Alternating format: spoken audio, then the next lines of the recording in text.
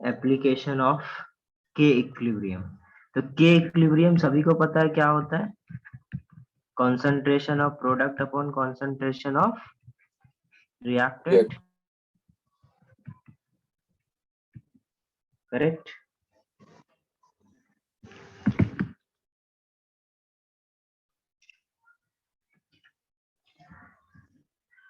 इसमें पहला एप्लीकेशन देख रहे हैं हम लोग, stability of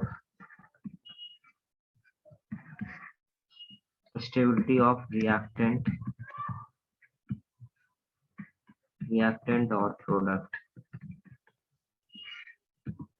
stability of reactant और प्रोडक्ट। सपोज आर से क्या हो रहा है, कोई रिएक्टेंट से कुछ प्रोडक्ट बन रहा है, तो के इक्विलिब्रियम क्या होता है, concentration of product upon concentration of reactant, correct? अब यदि मैं आपसे बोलूं के बहुत ज्यादा दिया हुआ है, के का वैल्यू बहुत ज्यादा है, यदि किसी कोई पर्टिकुलर रिएक्शन है उसका के का जो वैल्यू है वो बहुत ज्यादा दिया हुआ है, इसका क्या मतलब है, के का बहुत वैल्यू ज्यादा है, इसका मतलब समझ सकते हो क्या? क्या इसको देख के कुछ कमेंट कर सकते हैं? आर का वैल्यू कम होगा। हाँ, के का वैल्यू ज्यादा है, इसका मतलब आप बोल सकते हो कि पी बहुत ज्यादा है और आर बहुत कम है, करेक्ट? इसका मतलब पी बहुत ज्यादा है, मतलब प्रोडक्ट बहुत ज्यादा है, इसका मतलब बेटा इसका इसमें कन्वर्जन ज्यादा होगा, करेक्ट? इसका रिएक्टेंट का प्रोडक्ट में कन्वर्जन बहुत ज्यादा होगा, इसका मतलब बेटा ये इस फॉर्म में ज्यादा स्टेबल है, इस फॉर्म में ज्यादा स्टेबल है, इसलिए हम लोग इसको देख के क्या बोल सकते हैं, hence product is more stable, product is more stable, correct? और यदि के आपका कम दे रखा होता, इसका मतलब क्या, रिएक्टेंट ज्यादा बन रहा है, इसका मतलब बेटा इससे ये कन्वर्ट ही नहीं हो रहा है, और इससे ये कन्वर्ट ही नहीं हो रहा है, इसका मतलब क्या है कि रिएक्टेंट ज्यादा स्टेबल है।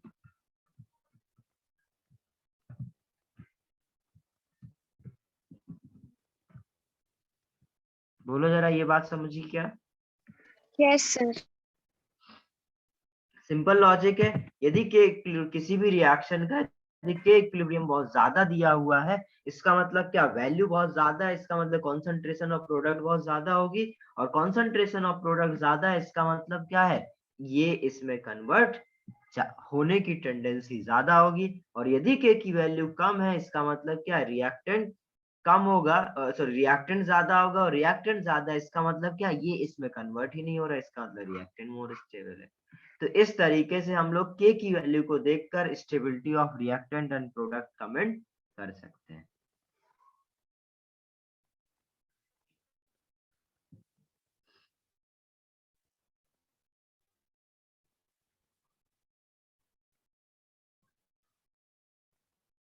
नोट करो इसको।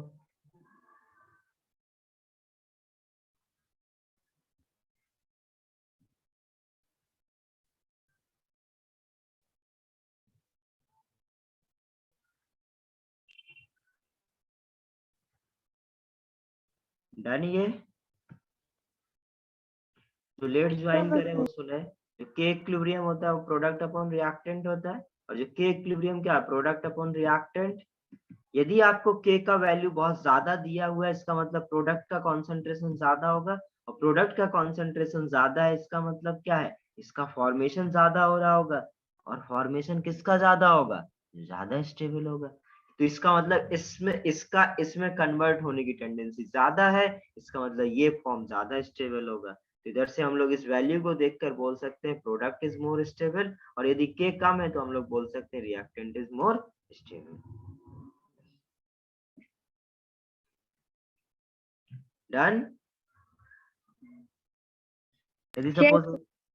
हो गया ना, यदि एक क्वेश्चन आसान से क्वेश्चन पूछूं मैं आपसे, ये दे रखा है आपसे, x2 प्लस O2 से 2xO बन रहा है, और x2 प्लस 2O2 से 2xO2 बन रहा है, इसका K1 आपको 10 दिया हुआ है, इसका K2 100 दे रखा है, और आपसे पूछा जाए X2 XO2 और XO में कौन ज्यादा स्टेबल है, क्या बता सकते हो आप लोग? XO2 और XO में कौन ज्यादा स्टेबल है, ये बता सकते हैं क्या? करो कोशिश आंसर सभी लोग करने की। देखो हमेशा रिलेटिव स्टेबिलिटी की बात करते हैं।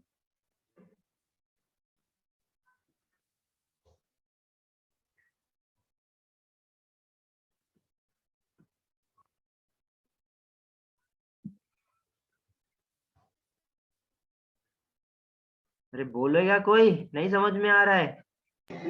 हाँ सर, कर रही हूँ, 1 मिनट। बाकी लोग क्या कर रहे हैं? नहीं समझ में आ रहा है क्या कुछ भी?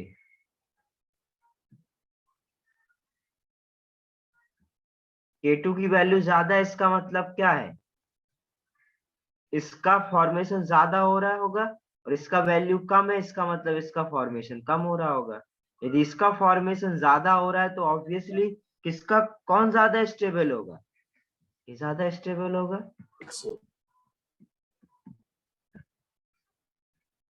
समझा? Yes sir. बाकी लोग क्या कर रहे हैं?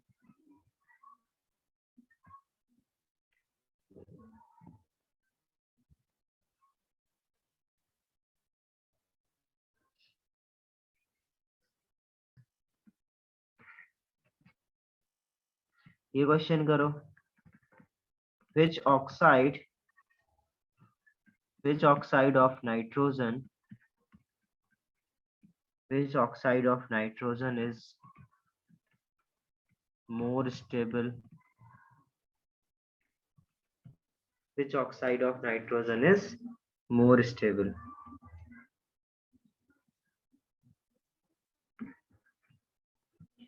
Suppose N2 gas plus 2O2 gas will form 2NO2 gas। देखिए N2 gas plus 2O2 gas से क्या बन रहा है? NO2 गैस बन रहा है, और ये इसका K1 दे रखा है 10 to the power -3। 2N2 gas से O2 गैस बन रहा है,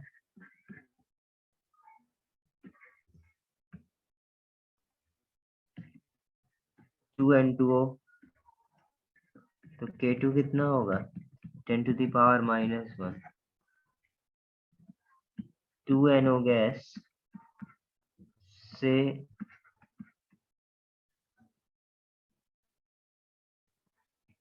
2NO गैस से suppose N2 gas plus O2 gas यदि बन रहा है, इसका K दे रखा है आपको K3 0.5। फोर्थ 2N2O3 से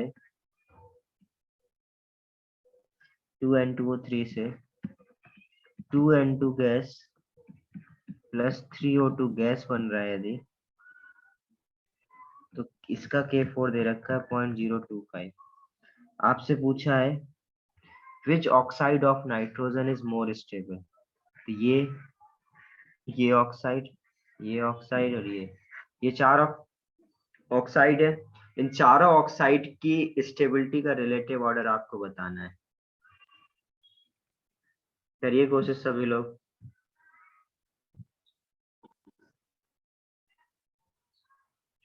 क्वेश्चंस ट्राई करो, बैठ के सिर्फ सुनना नहीं है, कनेक्ट होके, ठीक है?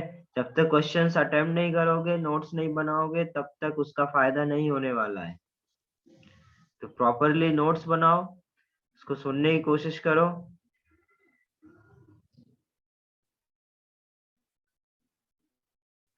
आंसर करो। और मैंने बोला था संडे तक होमवर्क करके भेजना था स्ट्रक्चरल आइसोमेरिज्म का, बट आप लोगों ने किसी ने नहीं भेजा। सर भेजा ना? हाँ नहीं, कुछ लोगों ने भेजा है, कुछ ने नहीं भेजा है। संडे तक का टाइम भी दिया था मैंने। तो तैयार रहो बेटा, घर पे फोन जाएगा। यदि आज नहीं आया तो कल फोन जाएंगे आपके पास।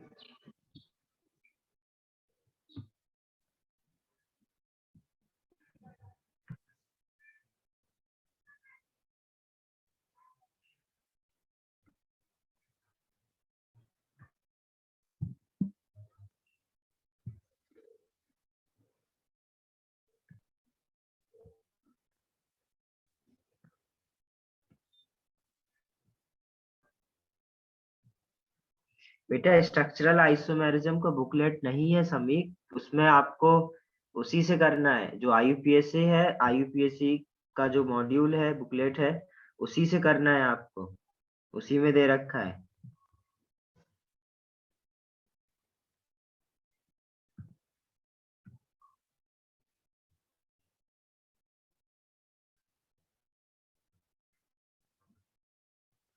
अभी तक जितने भी आंसर आए सभी के गलत है।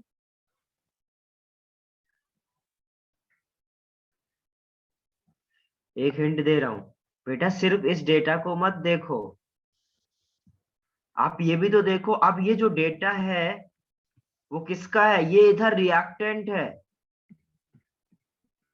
या आप जो डेटा कंपेयर करो तो सबको प्रोडक्ट तो बनाओ, समझे? यदि प्रोडक्ट नहीं बनाओगे तो डेटा कैसे कंपेयर करोगे?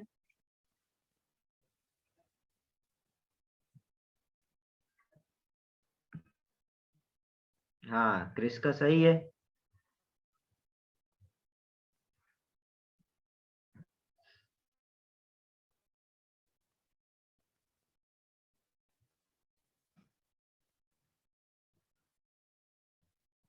देखो, जो गलती करी है सिद्धार्थ ने और आदर्श ने, ये गलती क्या करी तुम लोगों ने बेटा?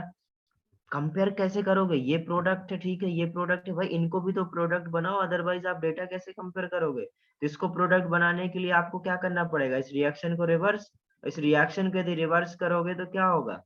2NO, और ये क्या हो जाएगा? 1/0.25 मतलब 2।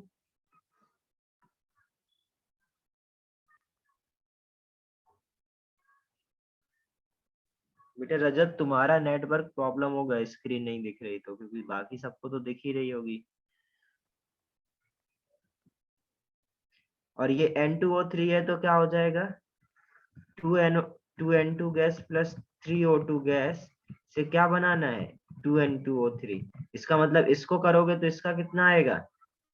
1/0.5, तो ये 1000 हो जाएगा, तो इसका मतलब क्या? 40। तो सबसे ज्यादा के किसका है? इसका। इसका मतलब क्या है? इसका फॉर्मेशन सबसे ज्यादा हो रहा है और इसका फॉर्मेशन सबसे ज्यादा हो रहा है, तो N2O3 क्या होगी? सबसे ज्यादा स्टेबल होगी। आ गया क्या समझ में ये बात? Yes sir. ये क्या हो जाएगा answer? N2O3 then NO then N2O then NO2।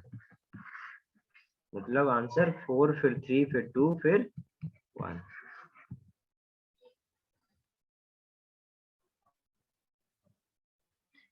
Note करना है किसी को? Yes sir. करो करो।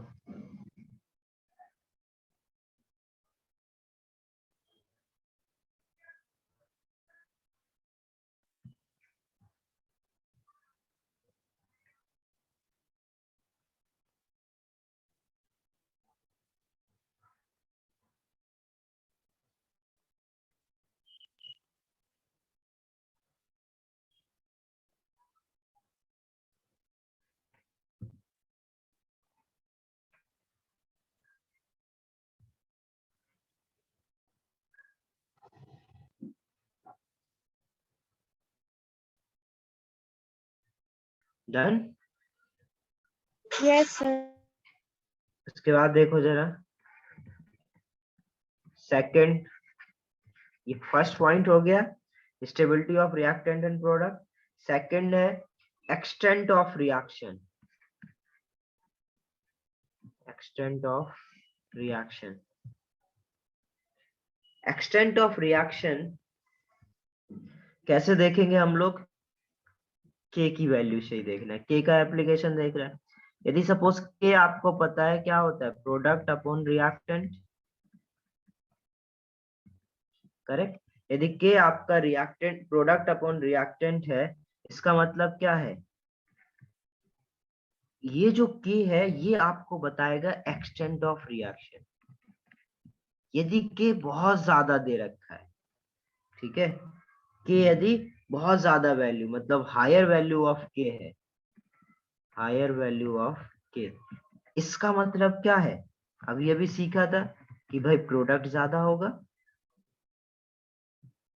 प्रोडक्ट इज फॉर्म मोर, और प्रोडक्ट ज्यादा फॉर्म हुआ इसका मतलब क्या है? रिएक्शन ऑलमोस्ट कंप्लीट होने को होगी। तो हमें पता चल जाएगा रिएक्शन क्या है, ऑलमोस्ट कंप्लीशन की तरफ है। और यदि लोअर वैल्यू है, लोअर वैल्यू ऑफ के, इससे क्या पता चलेगा? रिएक्टेंट इज मोर, और रिएक्टेंट यदि मोर होगा इसका मतलब क्या है? रिएक्शन शुरू ही नहीं हुई, रिएक्शन हार्डली टू प्रोसीड। तो वैसे ही यदि सपोज मैं इस तरीके से एज्यूम करूं कि रिएक्शन का डायरेक्शन जो इस डायरेक्शन में है, ठीक है, और के की वैल्यू बहुत कम दे रखी है, मतलब 10⁻⁻⁶ के आसपास दे रखी है, ठीक है, ये बीच में 10⁻⁻3, इधर 10⁻3, और इधर क्या है? इधर इससे ज्यादा है, मतलब इधर इससे कम और इधर इससे ज्यादा। इसका मतलब क्या है? इधर पर निग्लेजिबल है और इधर पर क्या है? Extremely large. यदि एक्सट्रीमली लार्ज होगी तो हम लोग क्या बोल सकते हैं? Reaction is almost complete. तो जब बहुत ज्यादा वैल्यू दे रखी होगी तो उधर हम लोग क्या बोलेंगे? Almost complete. और यदि बिल्कुल कम दे रखी है इसका मतलब क्या है?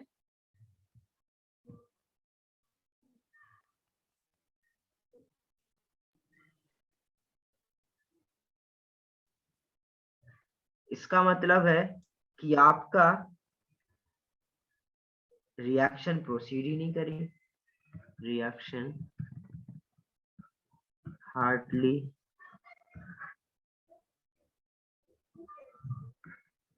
प्रोसीड। और यदि इस रेंज में के की वैल्यू है इसका मतलब क्या है? ना तो रिएक्टेंट ज्यादा है ना प्रोडक्ट ज्यादा है, इसका मतलब रिएक्शन एट इक्विलिब्रियम। समझ गए? तो यदि देखो ये जो वैल्यू सर, आप बोलोगे सर ये वैल्यू आपने कहाँ से लाई? बेटा ये स्टैंडर्ड वैल्यू है कि ये पर्टिकुलर रेंज के अंदर है, तो हम लोग ऐसा एज्यूम करते हैं कि आपकी रिएक्शन क्या होगी? इक्विलिब्रियम। और आप लॉजिक समझ सकते हो कि यदि इक्विलिब्रियम ना तो बहुत ज्यादा है, ना मतलब जो कि इक्विलिब्रियम की वैल्यू ना बहुत ज्यादा है ना बहुत कम है, इसका मतलब क्या है कि प्रोडक्ट और रिएक्टेंट का रेशियो क्या होगा? ठीक ठीक होगा, थोड़ा कहीं प्रोडक्ट ज्यादा होगा कहीं थोड़ा रिएक्टेंट ज्यादा होगा, तो इक्विलिब्रियम एस्टैब्लिश हो सकता है। बट कहीं बहुत ज्यादा हो प्रोडक्ट तो क्या उधर पर हम लोग क्या बोलेंगे? प्रोडक्ट बहुत ज्यादा है इसका मतलब रिएक्शन ऑलमोस्ट कंप्लीट होने को है। और यदि रिएक्टेंट बहुत ज्यादा है मतलब के की वैल्यू बहुत कम है, के की वैल्यू बहुत कम है, इसका मतलब क्या है कि आपका रिएक्शन प्रोसीड ही नहीं कर रहा है। क्लियर है? आगे समझ सभी को? Yes sir. नोट कर लो इसको।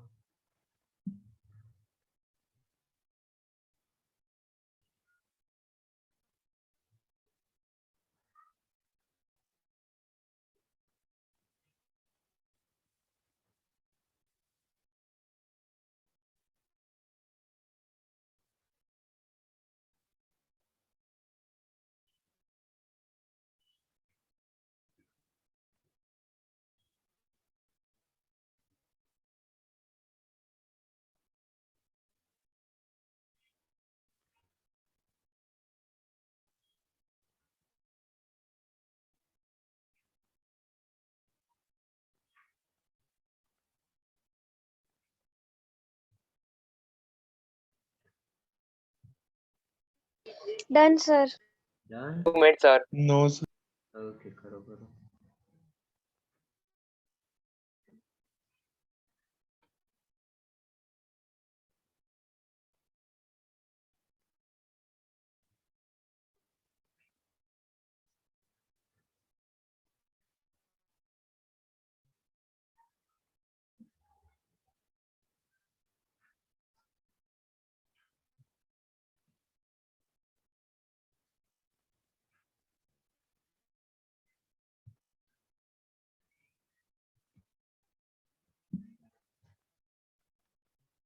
अभी डन।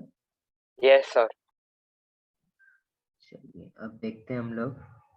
तो अभी हम लोग बता सकते हैं के की वैल्यू देख के इस पर क्वेश्चन करने की जरूरत नहीं है। अब देखते हैं हम लोग prediction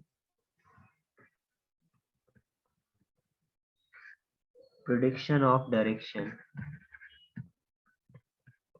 prediction of direction of reaction.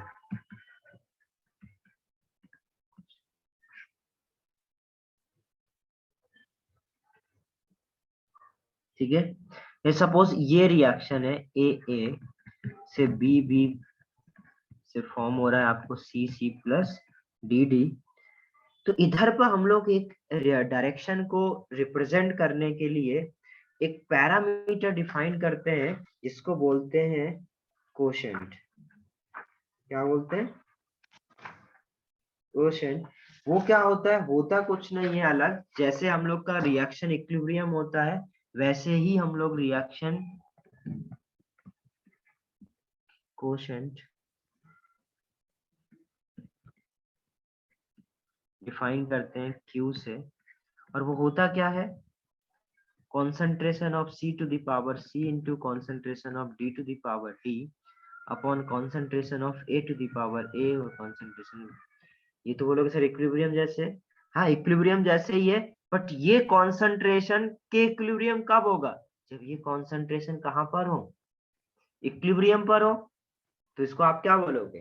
के इक्विलिब्रियम। और यही जो रिएक्शन कोएफिशिएंट Q है, ये बेटा हम लोग किसी भी टाइम इक्विलिब्रियम के अलावा किसी भी टाइम पर इसको डिफाइन कर सकते हैं।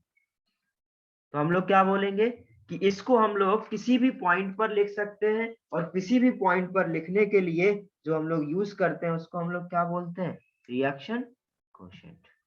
क्लियर? इसकी मैं डेफिनेशन यहाँ लिख दे रहा हूँ। At each point at each point in a reaction,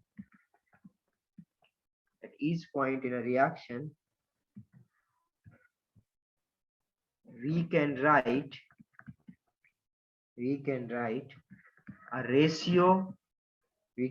a ratio of concentration terms having same form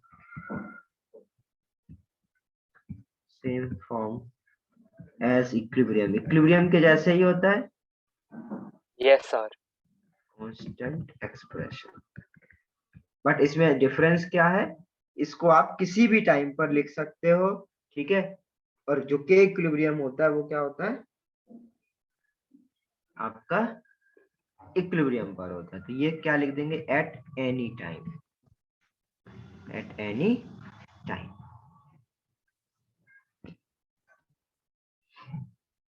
sir वो क्या रिएक्शन कोशेंट।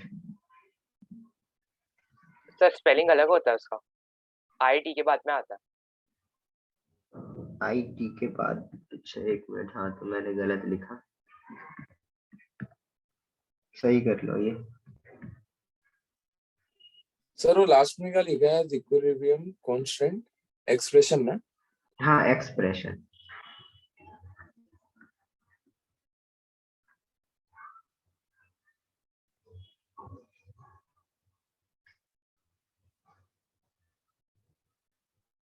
अब जरा सोच समझते हैं इसमें, ठीक है। अब लिखना बंद करो।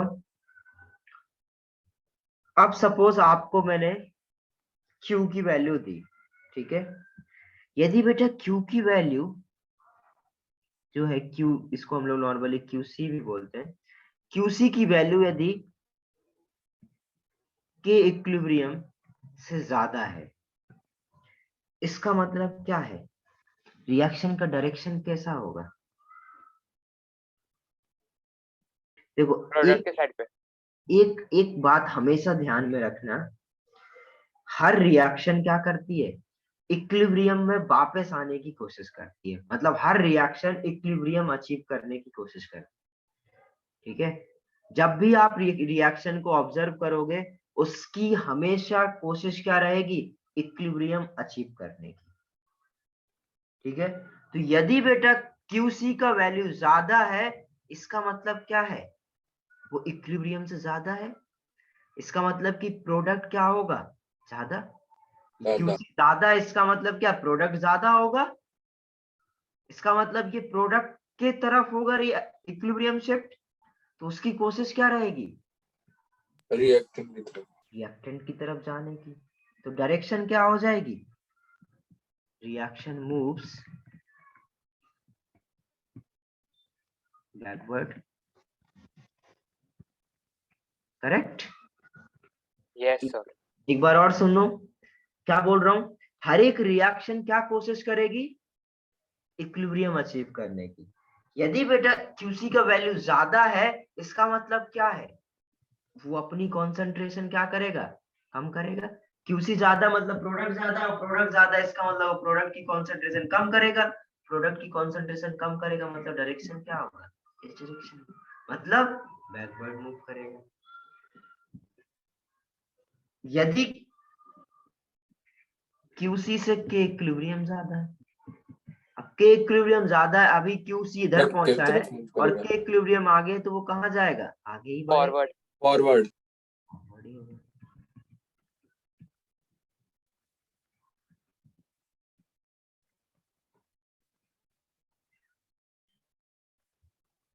और यदि क्यूसी बराबर क्यू के इक्विलिब्रियम है, तो क्या हो जाए बोलोगे? इक्विलिब्रियम में। At equilibrium. At equilibrium.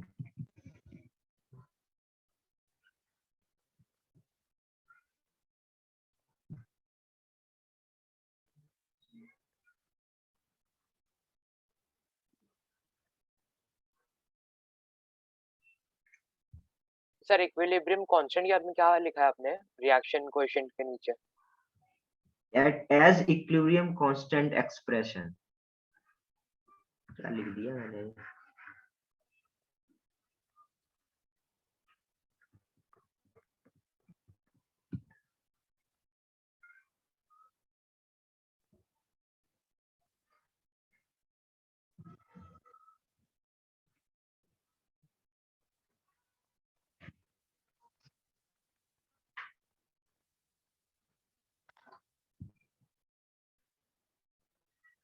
समझ गए क्या? Yes sir. 2 minute sir. Okay.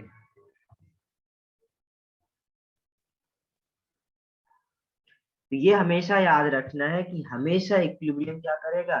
Equilibrium achieve करने की कोशिश करेगा। और ये यदि बात याद रखोगे ना, तो सारे आंसर सही करोगे। सर हाँ बोलो। सर वो आपने रिएक्शन की जगह रिएक्शन लिख दिया है। वो QC इक्वल्स टू के इक्विलिब्रियम है ना? QC इज इक्वल टू, अच्छा सर एकदम लास्ट में। हाँ समझ गए।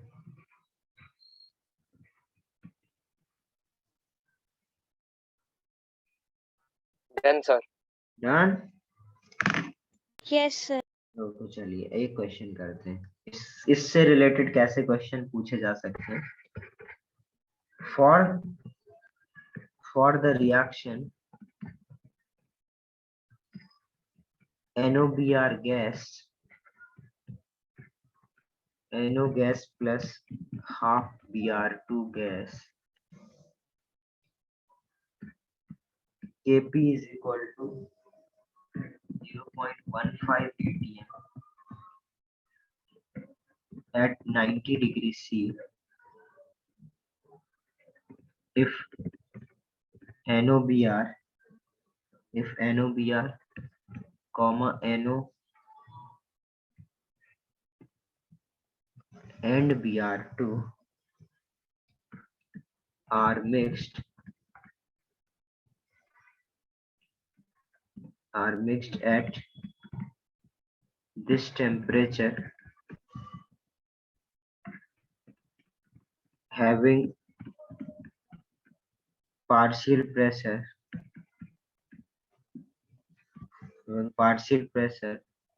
0.5 atm, 0.4 atm and 2 atm respectively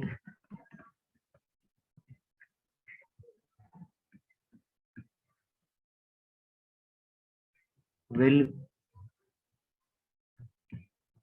Br2 be consumed or formed.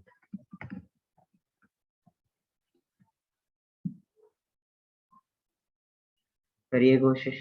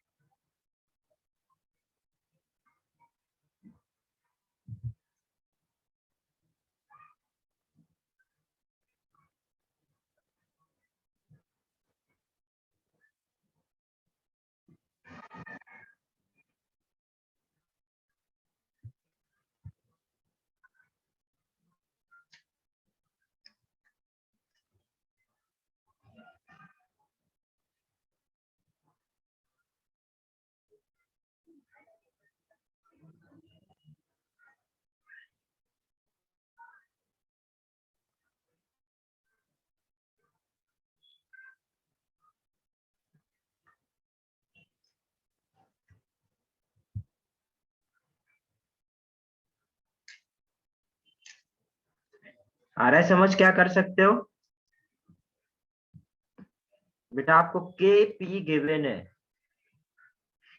KP given है एट दिस, केपी मतलब के इक्विलिब्रियम गिवन है।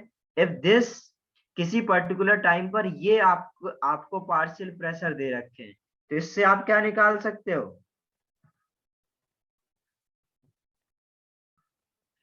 क्यूसी निकाल सकते हो। वो क्या हो जाएगा? पार्शियल प्रेशर ऑफ Br2 का पावर कितना? Half partial pressure of NO partial pressure of NOBr। नहीं करे हो क्या ये तुम लोग? किया है सर सर। किया है। तो आंसर क्यों नहीं आया अभी तक? सर पॉइंटेड आया। सर आप प्रेशर ऑफ Br2 के वहां पर 0.4 का ये रूट आएगा ना सर? हाँ रूट आएगा। ये तो हमें उसको रूट कैसे करें? रूट कैसे करें? इतना बड़ा प्रॉब्लम? हाँ सर। तो उसका कुछ सर कर 4 का रूट 2 होता है, पर लेकिन 0.4 का रूट 0.2 नहीं होता ना। बात तो सही है तुम्हारी, उसका कुछ करना पड़ेगा। ये हो जाएगा प्रेशर ऑफ NO कितना है? 0.4 डिवाइडेड बाय 0.5। जब बेटा ऐसा कभी फंस जाया करे तो हमें अप्रोक्सीमेटली आंसर लिखना होता है। इसको आप क्या करोगे, देखो इसको आप क्या लिख सकते हो, 0.2 का स्क्वायर रूट निकालना है आपको। इसका मतलब ये 2/10 है। √2 पता है क्या होता है, √10 पता कर लो क्या होता है। √2 कितना होता है? 1.4 समथिंग होता है ना सर? हाँ 1.4 समथिंग होता है। और ये किसके समथिंग आएगा, ये 9+1 टाइप होता है ना, तो 9 का कितना होता है, √3। तो 9 से थोड़ा ज्यादा है तो 3.14 समथिंग लिख सकता हूँ। आए समझ में? इस तरीके से जब कभी भी फंस जाओ तो हमें फिजिकल में अप्रोक्सीमेशन करने पड़ते हैं। और ये सर तब ऐसा √2 जैसे नहीं छोड़ देना? नहीं नहीं बेटा, आप कंपेयर करना है, आपको वैल्यू कैसे पता करे चलेगी?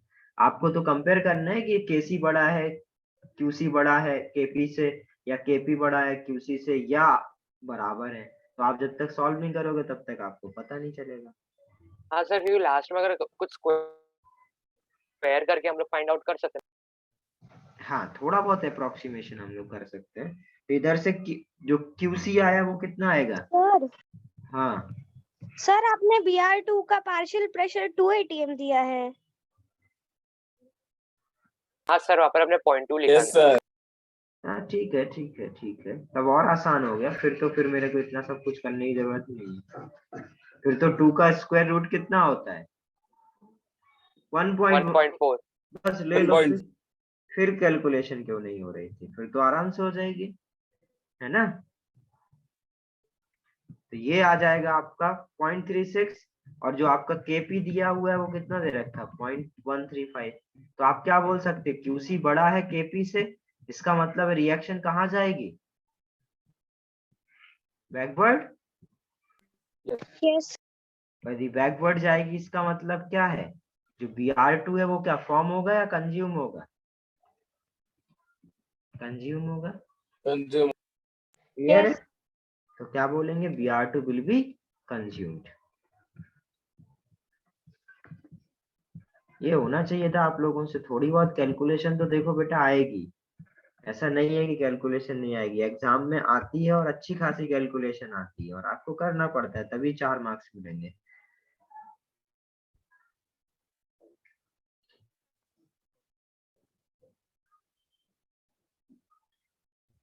डन ये? सर एक मिनट।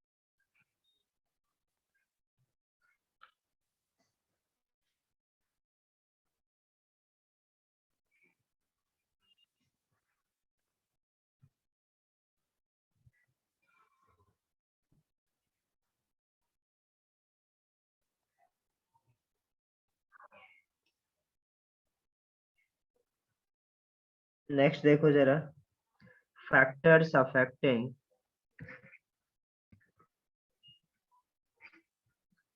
और फैक्टर्स। सर आप, अगर आपको लगता है हम लोग क्वेश्चन नहीं कर रहे हैं तो फिर हमारे साथ क्वेश्चन कर लो ना सर, कुछ डिफरेंस पड़ता है क्या? आप बस हम लोग को बीच बीच में पूछते रहो इसका आंसर क्या है, उसका आंसर क्या है, वैसा। मतलब सर फॉर एग्जांपल कुछ ऐसा आप पूछोगे अभी नेक्स्ट स्टेप क्या आएगा, इसके बाद में क्या करने का, वैसा कोई बताएगा आपको? कोई नहीं बताता, 2 लोग तो बोलते हो। हाँ तो सर किसका नाम पकड़ लो, जैसे आपको क्रिश पता है, फिर आपको कोई रजत भी है, वो भी बात कर सकते नहीं नहीं वो तो हो जाएगा। देखो करोगे बेटा तुम लोग तो तुम्हारा फायदा होगा, मेरा काम क्या है, तुम लोग को मोटिवेट करना, सिखाना। अब कोई नहीं कर रहा है तो मैं उसके लिए नहीं कर सकता ना, पूरा क्लास को एक साथ ऐसे नहीं कर सकता। हैं। हाँ सर, मतलब आपको प्रॉब्लम पड़ रहा था इसके लिए तो क्या बोल दिया बस मैंने। Factors affecting equilibrium. अब हम लोग एक प्रिंसिपल सीखते हैं। एक साइंटिस्ट थे ली चैटेलियर,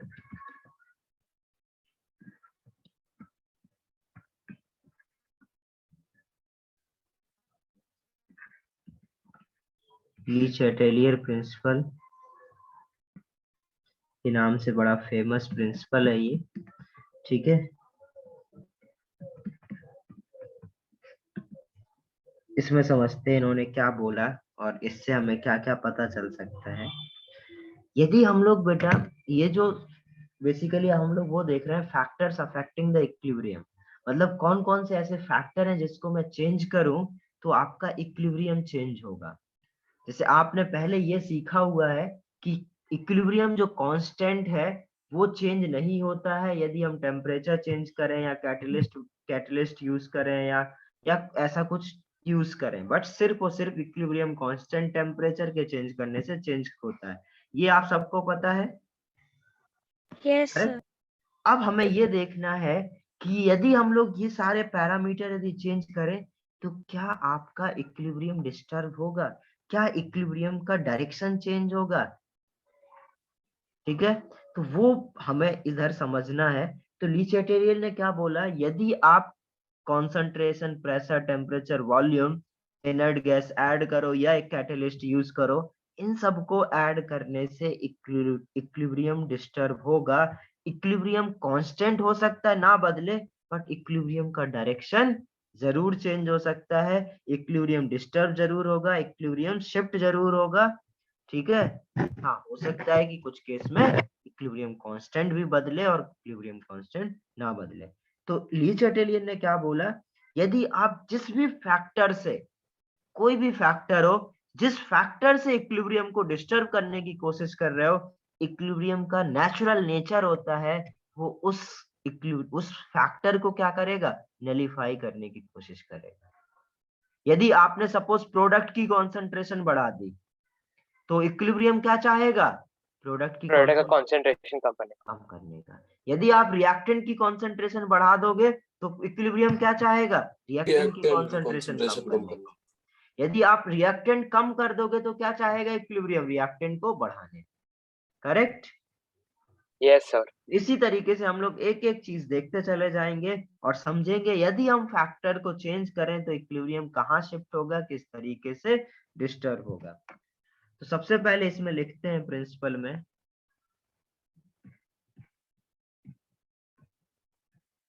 it states that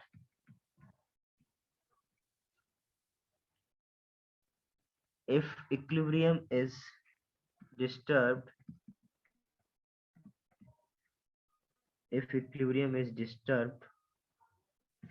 by any factor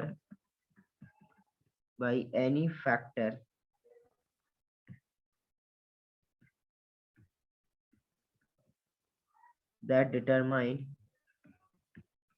equilibrium,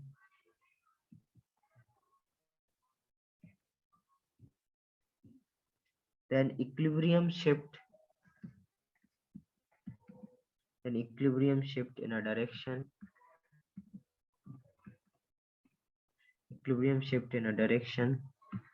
so that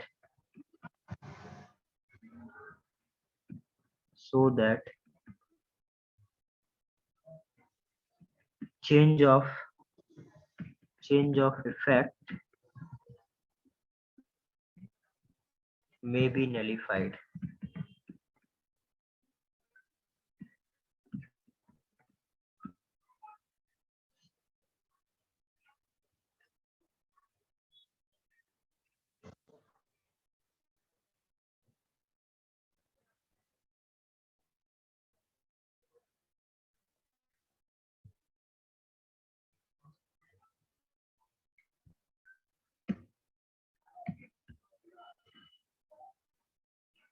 ठीक है, तो पहला फैक्टर है आपका change in concentration of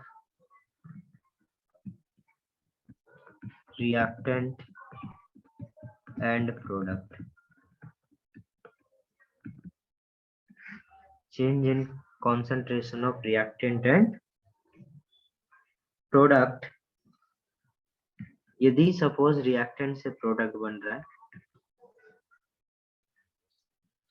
okay, तो सपोज आपने क्या किया, रिएक्टेंट का कॉन्सेंट्रेशन इंक्रीज किया,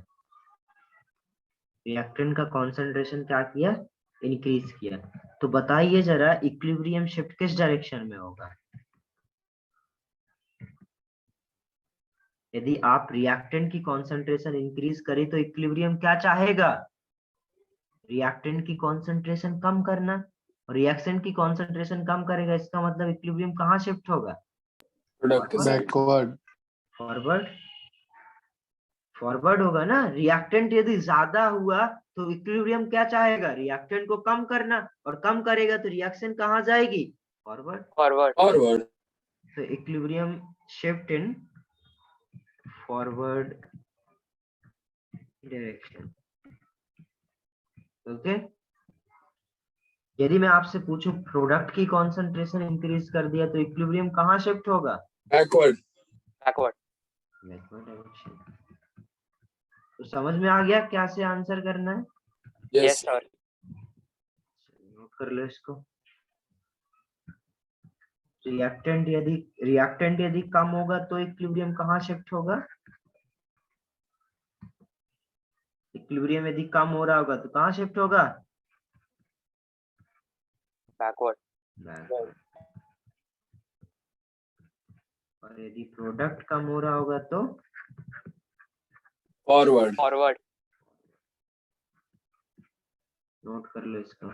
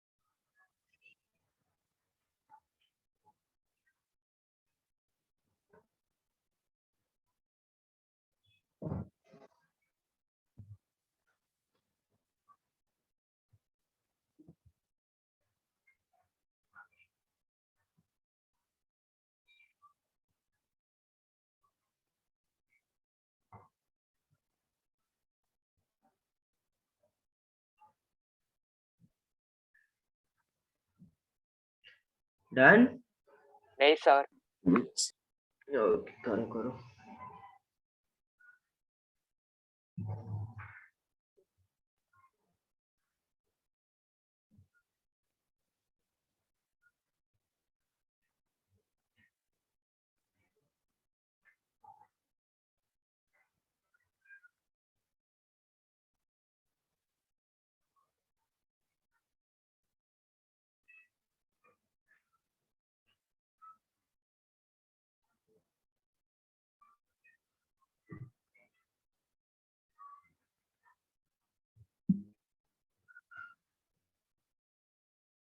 सर हाँ बोलो।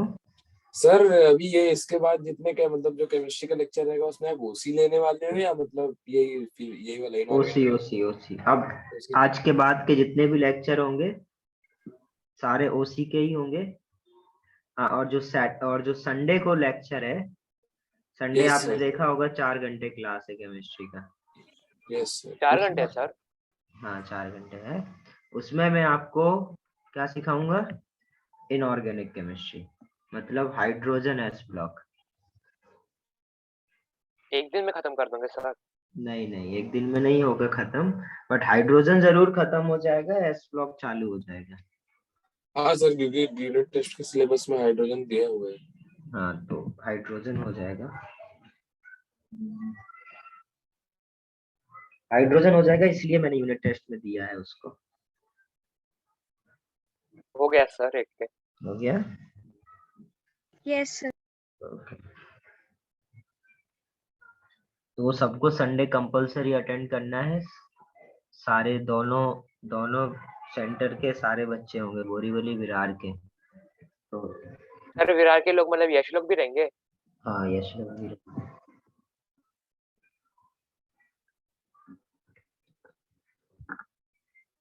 अभी आप लोग की इनऑर्गेनिक में सभी को एक साथ पढ़ा दूंगा तो जिससे जल्दी हो जाएगा।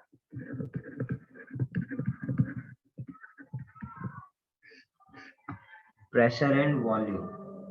अब यदि हम लोग प्रेशर चेंज करें तो इक्विलिब्रियम पर क्या फर्क पड़ेगा, ये समझना पड़ेगा। ठीक है, अभी मैं एक स्टेटमेंट है उसको याद रखो तो हमेशा क्वेश्चन हो जाते हैं, फिर भी मैं उसको समझा दूंगा। if pressure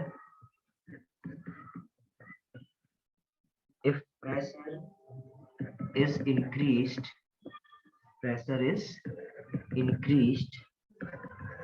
then equilibrium shift in the direction forward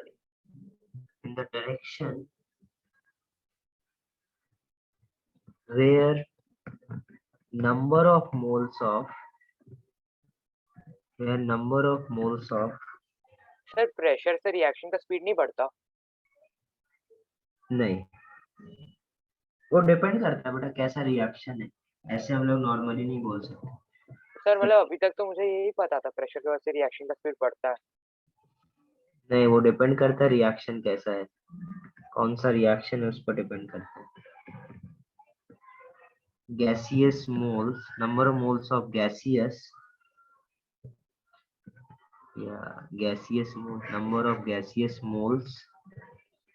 number of gaseous moles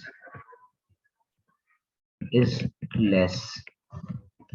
जहां पर बेटा गैसियस मोल्स कम होंगे वहां पर क्या होगा, प्रेशर इंक्रीज करने से इक्विलिब्रियम उस डायरेक्शन में शिफ्ट होगा जहां पर गैसियस मोल्स क्या होंगे, कम होंगे। ऐसा क्यों बोल रहा हूं मैं, बताऊं क्या? सर प्रेशर की वजह से वो high pressure to low pressure जाते हैं ना। नहीं, इतना ये लॉजिक नहीं है। देखो ऐसे समझो, इक्विलिब्रियम क्या होता है, सपोज A प्लस B से सपोज C बन रहा है, ठीक है, करेक्ट। तो इक्विलिब्रियम क्या लिखोगे, partial pressure of C upon partial pressure of A into partial pressure of B। अब यदि partial pressure of C upon partial pressure ये लिखा, तो ये देखो बेटा कि जो P का टर्म्स है, P का जो टर्म है वो कहां पर ज्यादा है, नीचे। इसका मतलब है क्या, मोल्स किसके ज्यादा है, रिएक्टेंट के। ध्यान से सुनना, यदि मोल्स रिएक्टेंट के ज्यादा है इसलिए बेटा नीचे ज्यादा है, यदि प्रोडक्ट ज्यादा होता है तो ये ज्यादा होता है। तो हमेशा रिएक्शन का जो ये होगा, जहां प्रेशर जो इक्विलिब्रियम की वैल्यू होगी वो कम होगी या ज्यादा होगी, या ये किसी के की वैल्यू क्या होगी, कम या ज्यादा, कम होगी, करेक्ट। हाँ sir, inversely proportional. Inversely proportional है। तो जहां पर आपके मोल्स क्या होंगे, गैसियस मोल्स कम होंगे, रिएक्शन कहां शिफ्ट होगी, उस डायरेक्शन में शिफ्ट होगी, करेक्ट। तो सिंपल हम बोल सकते हैं, यदि आपके जहां आप यदि प्रेशर को इंक्रीज करो तो वहां पर हमेशा रिएक्शन का डायरेक्शन होगा जहां पर गैसियस मोल्स क्या हो, कम। करेक्ट। और आप ऐसे ही प्रेशर में बोल सकते हो, वॉल्यूम के लिए बोल सकते हो कि P क्या होता है, इनवर्सली प्रोपोर्शनल टू V। तो वॉल्यूम क्या हो जाएगा, उल्टा। वहां पर यदि वॉल्यूम इंक्रीज करोगे तो वहां पर इक्विलिब्रियम शिफ्ट होगा जहां पर गैसियस मोल्स कैसे होंगे, ज्यादा है। ज्यादा। ओके। यदि मैं आपसे ये पूछूं N2 plus N2 gas obviously plus 3H2 gas will form 2 ammonia gas, okay। N2 gas plus 3H2 gas से क्या मिल रहा है, 2 अमोनिया गैस मिल रहा है। तो प्रेशर इंक्रीज करने पर इक्विलिब्रियम और वॉल्यूम डिक्रीज करने पर इक्विलिब्रियम शिफ्ट किस डायरेक्शन में होगा,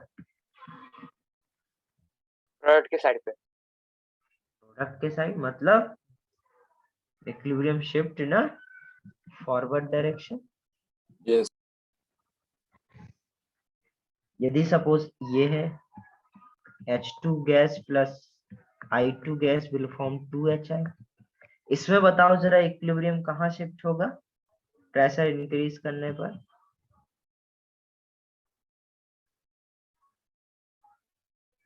प्रेशर इंक्रीज या सर प्रेशर, वन वे ही है ना वो। हाँ प्रेशर इंक्रीज और प्रेशर डिक्रीज नहीं ये है तो टू तरफ, दोनों तरफ ही। प्रेशर इंक्रीज और डिक्रीज करने पर इधर क्या डेल्टा एनजी 0 है, नंबर ऑफ मोल्स किस यस सर, बराबर है, तो क्या होगा यस प्रेशर इंक्रीज और डिक्रीज करने पर कोई भी इफेक्ट नहीं पड़ेगा। नहीं हो। नोट कर लो ये दोनों।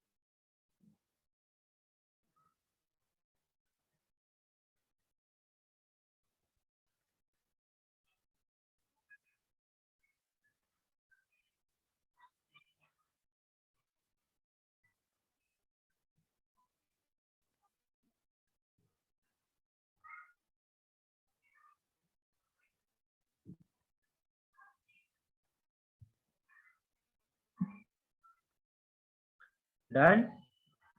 No sir. No sir.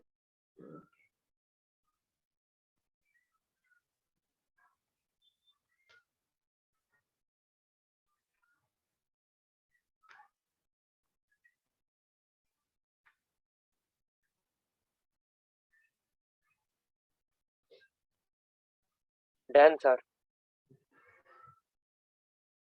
Okay, अब देखते हैं जरा हम लोग थर्ड, टेम्परेचर।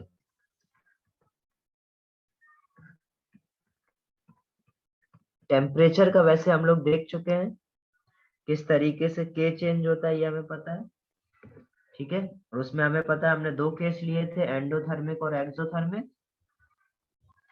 यदि मैं पहले एंडोथर्मिक केस लूं, फॉर एंडोथर्मिक रिएक्शन क्या होगा, टेम्परेचर इंक्रीज करने पर क्या होता है, के का वैल्यू बढ़ता है या घटता है, बताओ। टेम्परेचर यदि इंक्रीज करूं तो क्या होगा, के का वैल्यू इंक्रीज होगा डिक्रीज होगा, इंक्रीज होगा। इंक्रीज। के इंक्रीज होगा, और के इंक्रीज होगा इसका मतलब है रिएक्शन कहाँ जाएगी, फॉरवर्ड। फॉरवर्ड। फॉरवर्ड। एंडोथर्मिक होगा तो हम लोग क्या बोलेंगे कि इंक्रीज करने पर रिएक्शन मूव फॉरवर्ड।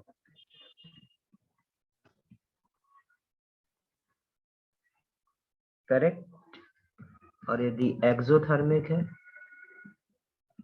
उसका उल्टा। बैकवर्ड। बैकवर्ड हो जाएगा। टेम्परेचर इंक्रीज करने पर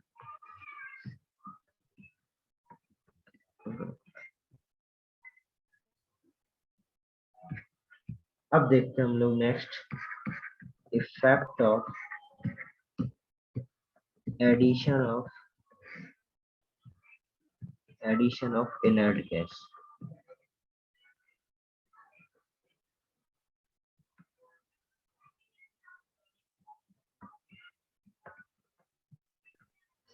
ये सबसे इंपॉर्टेंट है बेटा, सबसे ज्यादा पूछा जाता है।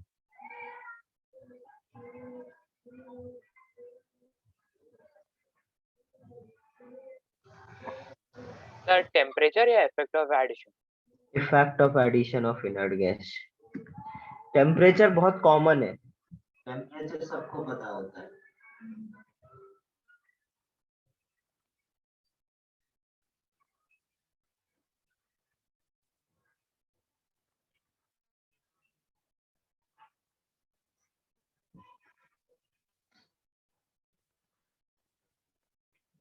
तो इसमें क्या होता है, हमें दो केस लेने पड़ते हैं। एक तो केस होता है बेटा, ये जो ऐड हम लोग कर रहे हैं वो रिएक्शन कैसे हो रही है उस पर डिपेंड करता है। एट कांस्टेंट वॉल्यूम रिएक्शन हो रही है या एट कांस्टेंट प्रेशर हो रहा है, उस पर आपका डिपेंड करता है क्या होगा, ठीक है। यदि आपका वॉल्यूम कांस्टेंट है, इसका मतलब डेल्टा V 0 है, ठीक है। तो V कांस्टेंट है तो हम लोग क्या बोल सकते हैं, एन टोटल बढ़ेगा तो पी टोटल बढ़ेगा। यदि आप इनर्ट गैस को ऐड करोगे तो क्या होगा, एन टोटल इंक्रीज होगा, करेक्ट। यस यदि एन टोटल बढ़ेगा तो पी टोटल बढ़ेगा, क्योंकि वी कांस्टेंट है, PV is equal to NRT temperature, हमें इधर कांस्टेंट ही लेंगे, ठीक है। तो यस सर। तो इसका जो पार्शियल प्रेशर होता है वो क्या होगा, देखो डिपेंड किस पे करेगा, पार्शियल प्रेशर ऑफ गैस पर। तो पार्शियल प्रेशर क्या होगा, क्या होता है partial pressure, N upon N total mole fraction into P total होता है ना पार्शियल प्रेशर ऑफ एनी हाँ गैस। सर। यस सर वो सर एक्स रहेगा ना? हाँ तो एक्स को मैंने एन अपॉन एन टी लिख लिया। मोल फ्रैक्शन को हम लोग क्या लिख सकते हैं, मोल अपॉन हाँ सर। टोटल मोल्स लिख सकते हैं ना। अब आपको पता है कि एन इंक्रीज करने पे पी इंक्रीज कर रहा है, तो ये क्या हो गया, कैंसिल। तो पार्शियल प्रेशर क्या हो जाएगा, constant.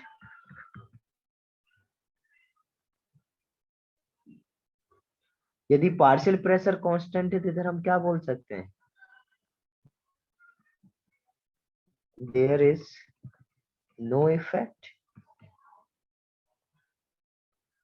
on equilibrium on addition of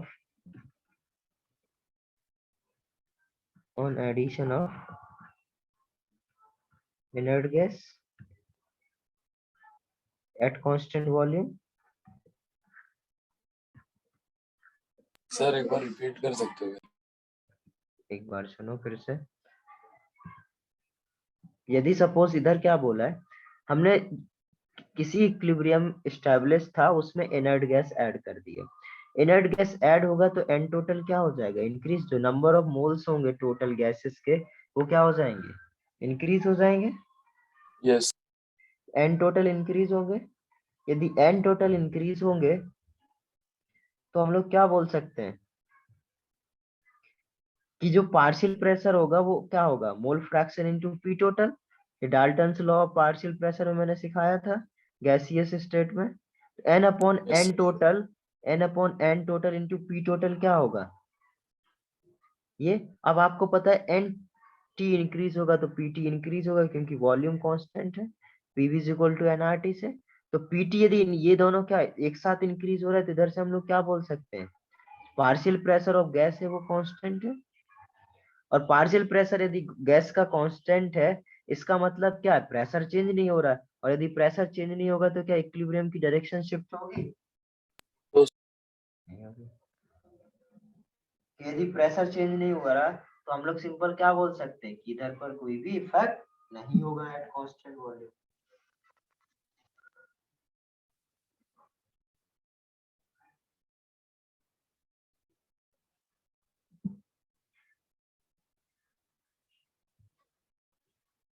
done. अब इधर देखो कांस्टेंट प्रेशर पर, कांस्टेंट प्रेशर पर क्या होगा, P कांस्टेंट है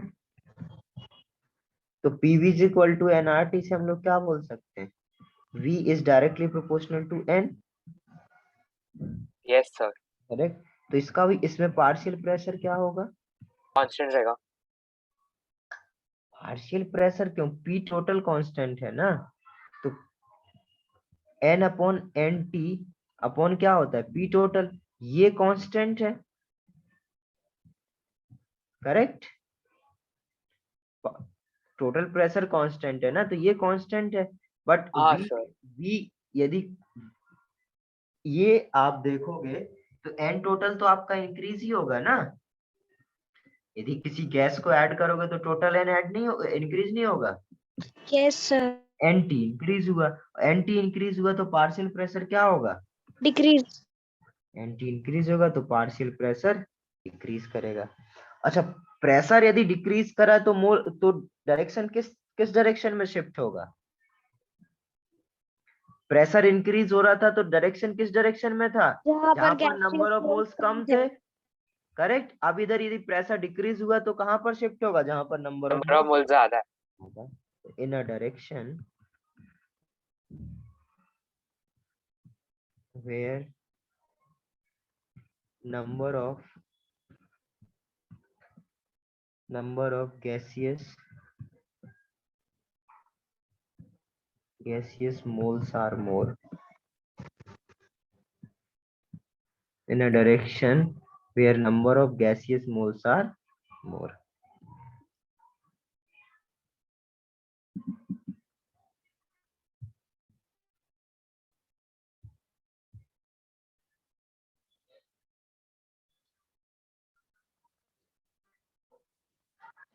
नोट कर लो इसको।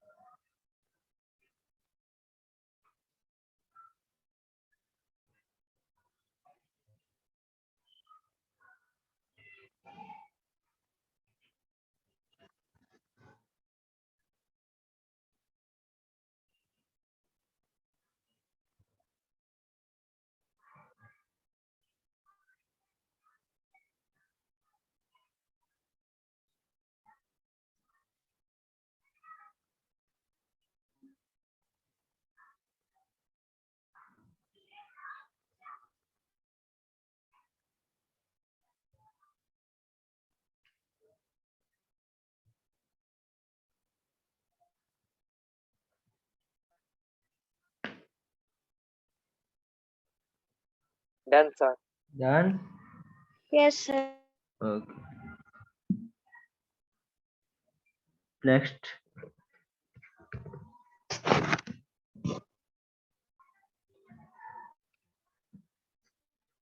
Effect of catalyst.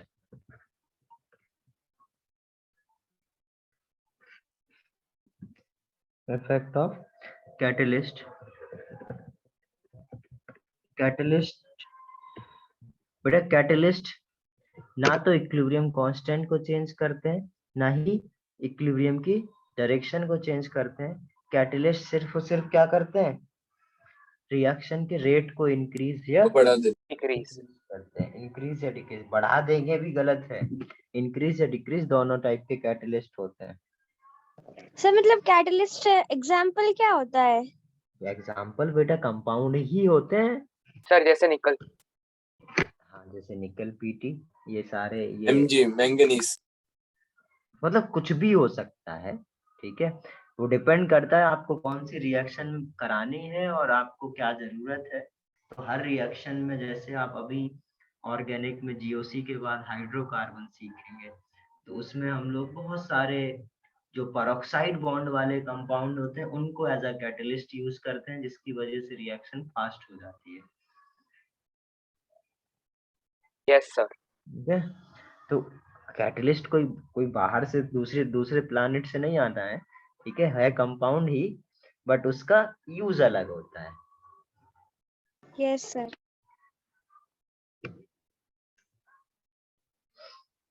The catalyst does not affect equilibrium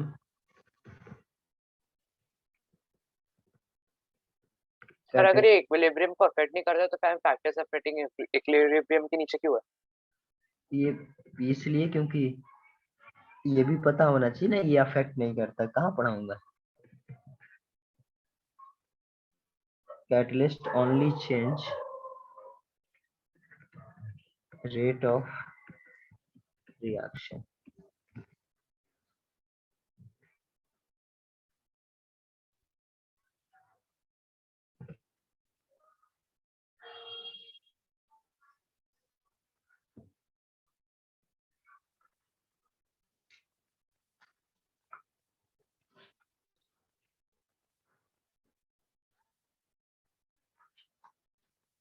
clear है इतना सभी को? Yes sir. Okay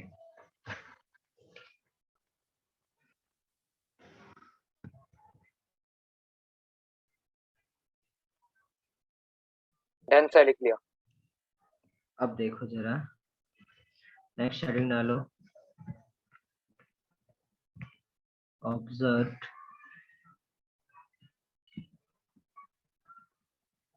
molecular weight,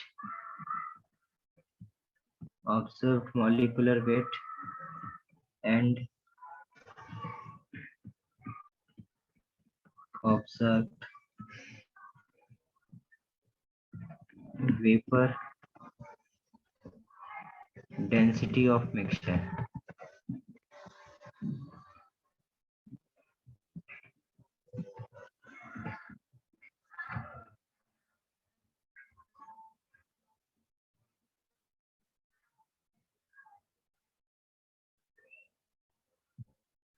तो यदि ऑब्जर्व मॉलिक्यूलर वेट की बात करूं तो वो क्या होगा? ऑब्जर्व मॉलिक्यूलर वेट का मतलब है बेटा, यदि आपके पास एक से ज्यादा गैसेस का मिक्सचर है, ठीक है, तो उसका जो मॉलिक्यूलर वेट होता है उसको जनरली हम लोग क्या बोलते हैं? ऑब्जर्व मॉलिक्यूलर वेट, ठीक है। और मतलब जो इक्विलिब्रियम पर जो आपका गैसेस एग्जिस्ट कर रही होंगे, उनके जो मास होगा, उनका जो मोल्स होंगे, उससे जो हम लोग कैलकुलेट करते हैं उसको जनरली हम लोग क्या बोल देते हैं? ऑब्जर्व मॉलिक्यूलर वेट, ठीक है। वो क्या होगा? और वो भी एट इक्विलिब्रियम, इक्विलिब्रियम पर जो भी होता है वो। तो observe molecular weight is equal to क्या हो जाएगा? मॉलिक्यूलर वेट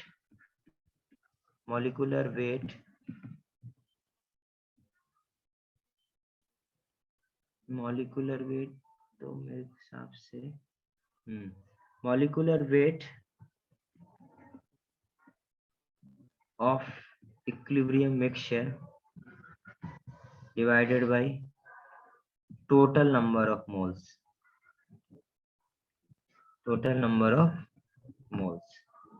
ठीक है।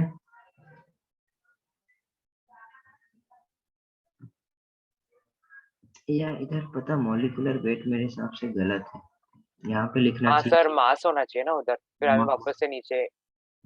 मास लिखना चाहिए तब ठीक है। Mass of gases of equilibrium mixture, ठीक है। तो अब या मास ऑफ गैस, ठीक है। अब जरा देखो क्या है एक्चुअली में इसकी जगह, यदि सपोज कोई भी रिएक्शन है, सपोज ए से बी का फॉर्मेशन हो रहा है, ठीक है। क्या हो रहा है? यदि ए से, या ए से मैं बोलूं ए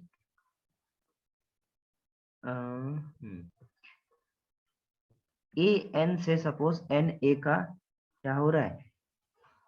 फॉर्मेशन हो रहा है। इधर क्या होगा?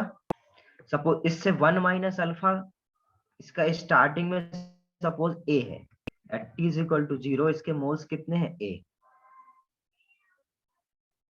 ठीक है। ये बात at T is equal to T equilibrium, इससे कुछ कम हुआ सपोज अल्फा,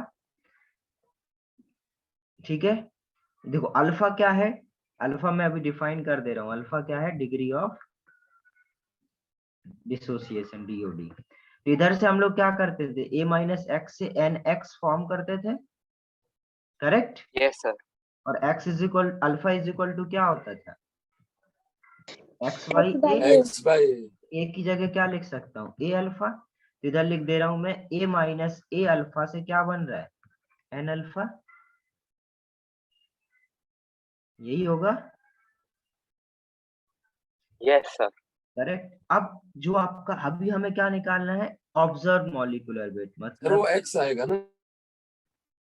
बेटा एक्स की जगह मैंने ए अल्फा लिख दिया हाँ ना। नहीं, वहीं पे बोल रहा हूँ मैं, आपने ए लिखा है ना? सर वहाँ पर एन ए अल्फा आएगा ना?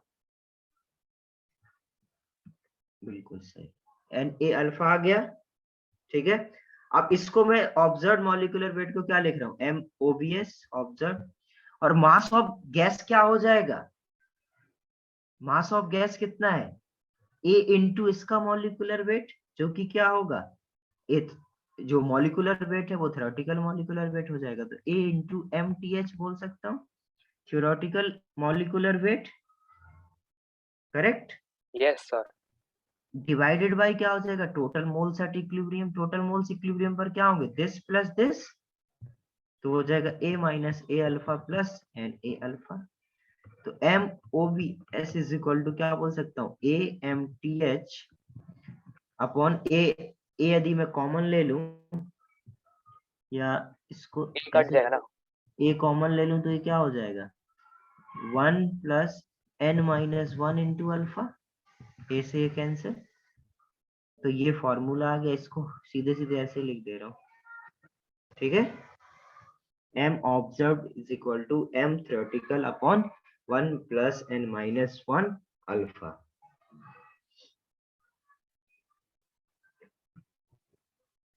इसको नोट करो, फिर इसके आगे करते हैं।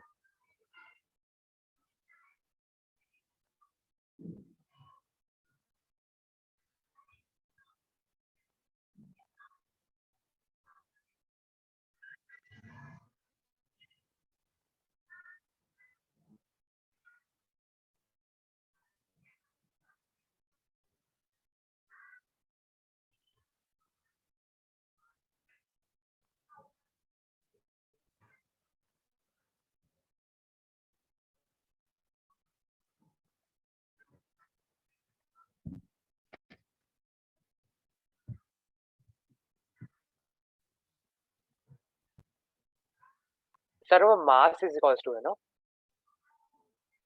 कहाँ पर ये, मास इज, हाँ ये तो मॉलिक्यूलर वेट है ना, मॉलिक्यूलर वेट ऑब्जर्व वाला, उसको मैंने ऑब्जर्व को ओबीएस लिख दिया।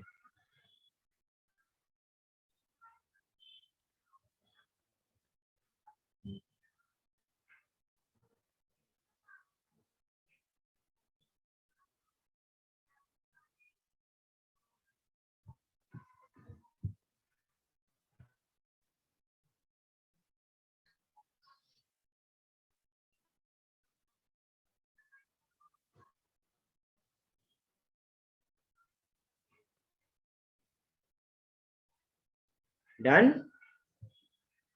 2 मिनट सर। ये एक्चुअली में ऑब्जर्व क्या है, यही तो एक्चुअली में आपका क्या, मॉलिक्यूलर वेट ऑफ मिक्सचर जो इक्विलिब्रियम पर हमें ऑब्जर्व होगा।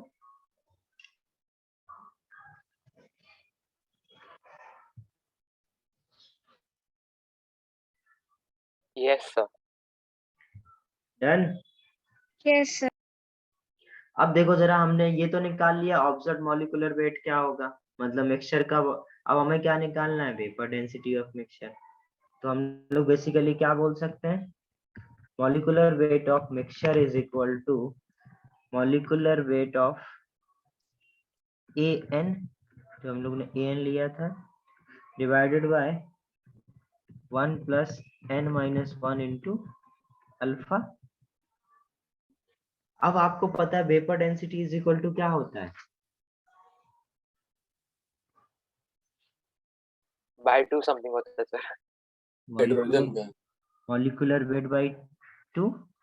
तो एक डिफाइन इधर करेंगे हम लोग वेपर डेंसिटी को कैपिटल डी से, ये क्या है, vapour density,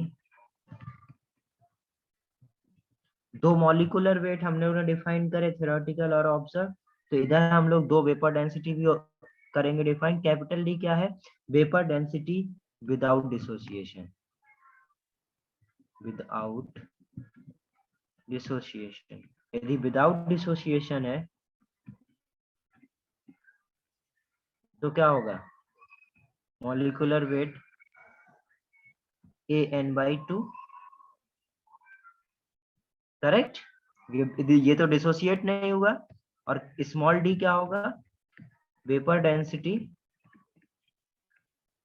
after dissociation of mixture, मतलब आफ्टर डिसोसिएशन, वो क्या हो जाएगा, molecular weight of mixture by 2, N, capital N.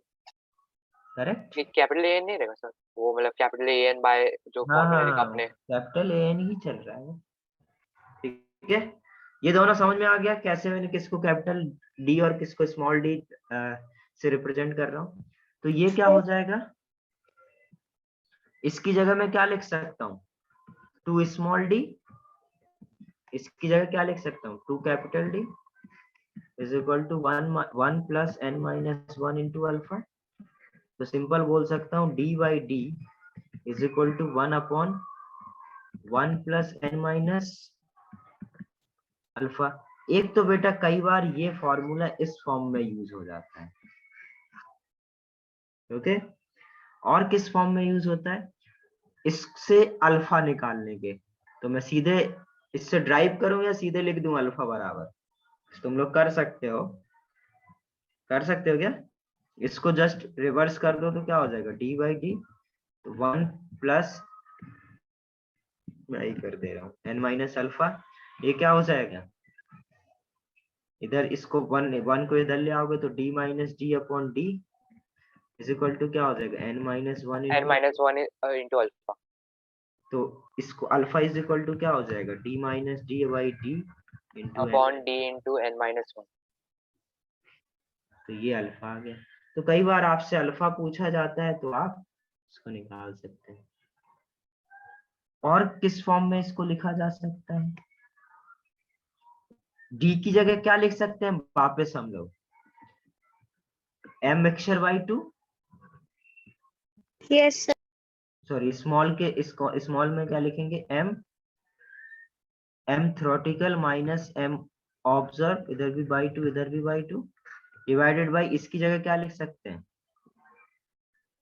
mo observe by 2 into n minus 1, तो 2 से 2 पे कैंसिल हो जाना, तो अल्फा इज इक्वल टू क्या आ जाएगा, mto minus mo divided by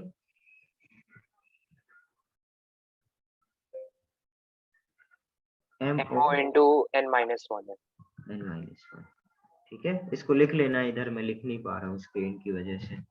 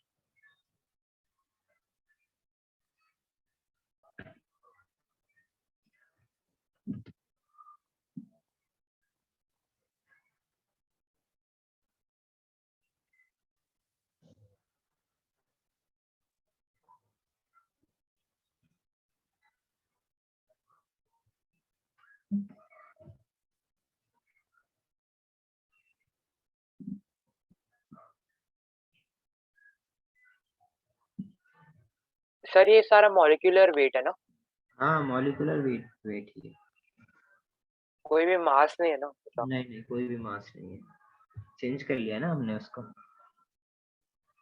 हाँ sir. Done sir.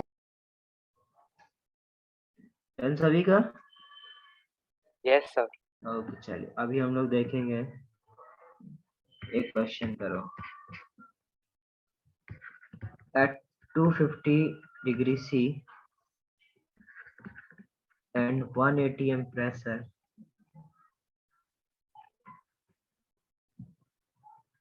at 250 degree C and 1 atm pressure, the vapor density of PCl5 is 57.9. Calculate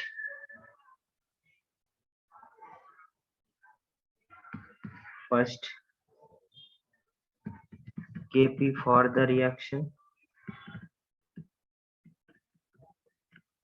and second percentage dissociation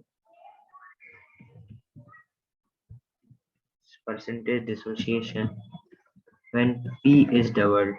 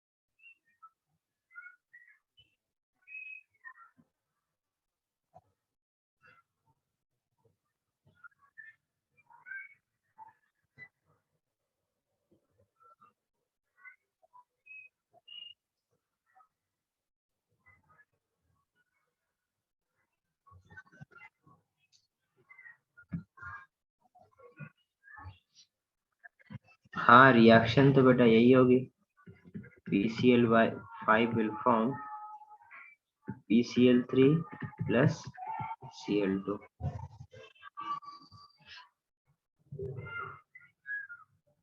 paper density of mixture दे रखा है, तो क्या पता कर सकते हैं हम लोग?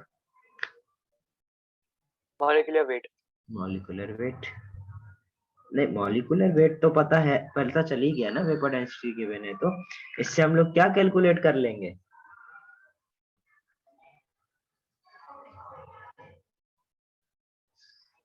अल्फा पता कर सकते हैं क्या? हाँ सर। अल्फा पता कर लो। ये जो वेपर डेंसिटी है ये मिक्सचर की गिवन है, ठीक है।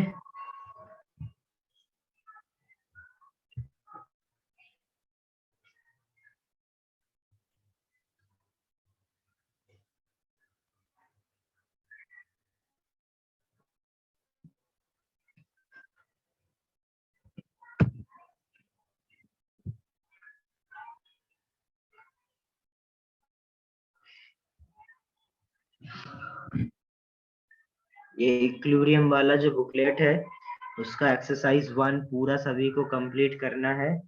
कब तक सबमिट करोगे?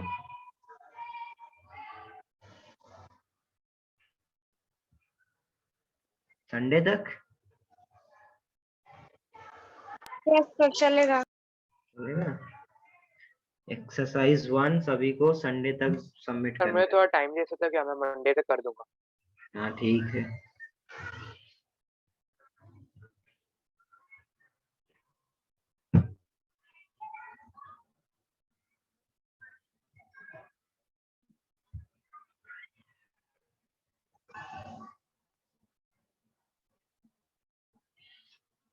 हो रहा है ये क्वेश्चन?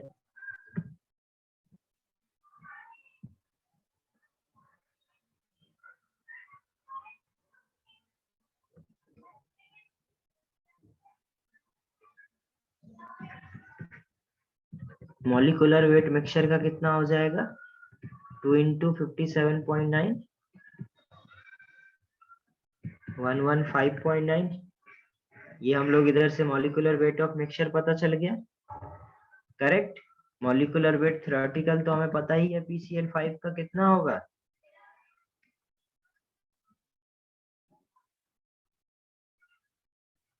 PCl5 का ऐड करोगे टोटल तो आएगा आपका 208.5। तो आप क्या फॉर्मूला यूज कर सकते हो, molecular weight of mixture is equal to molecular weight observe divided by 1 plus n-1 into alpha. n कितना है, n क्या है 2, तो मिक्स ये कितना आ जाएगा, मिक्सचर का आपको पता है 115.9, ये 208.5, 1 प्लस ये 2 तो 1 प्लस अल्फा, यहाँ से अल्फा सॉल्व करोगे तो कितना आएगा,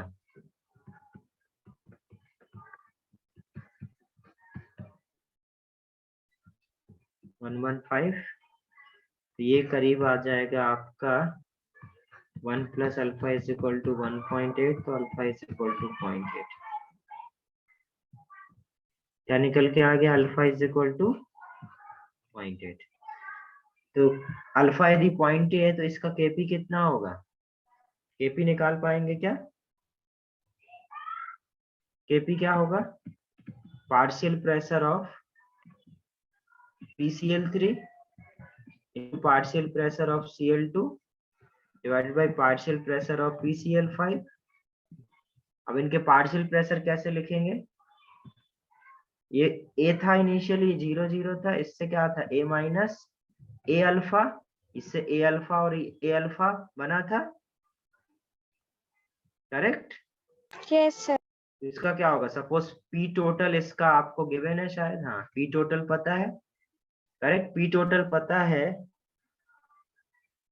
तो हम लोग P को P ले लेता हूँ, ठीक है, तो P ऑफ PCl3 कितना आ जाएगा, mole fraction of PCl3 A alpha upon total कितना है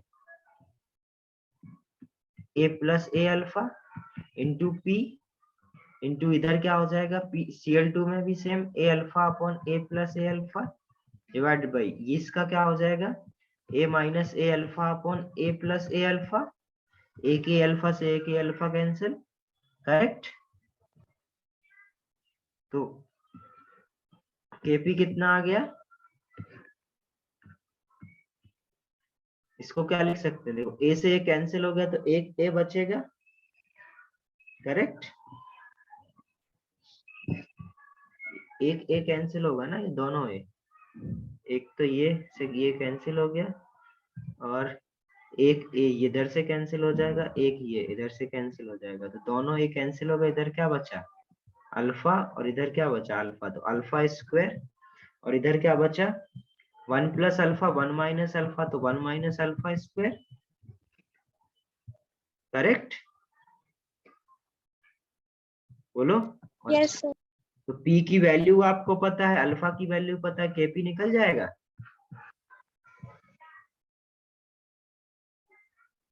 इसको यूज करके निकालो। उसके बाद क्या बोला है, if dissociation percentage of dissociation बताओ जब P डबल हो जाए, तो P डबल होगा तो Kp तो चेंज होगा नहीं, Kp तो वही रहेगा, P को आप 2 डाल देना और उधर से अल्फा डैश निकाल लेना, करो इसको complete.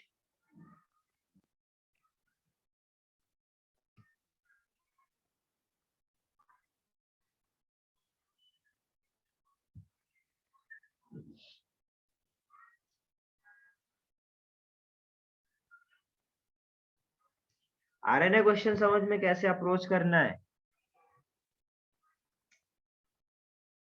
Yes sir. Yes sir. Okay complete करो इसको।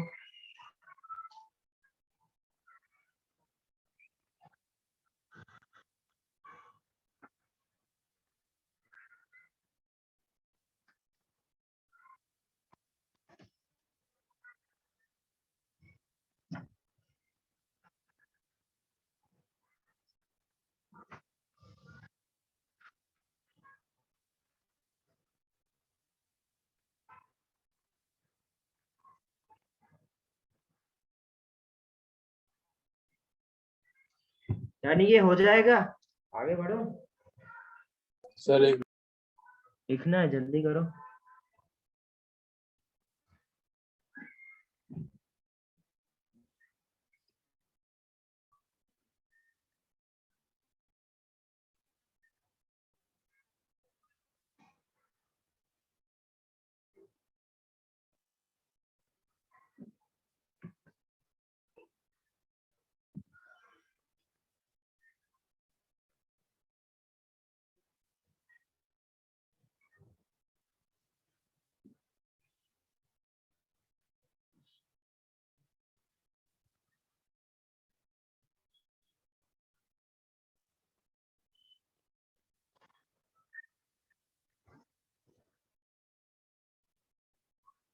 Sir done.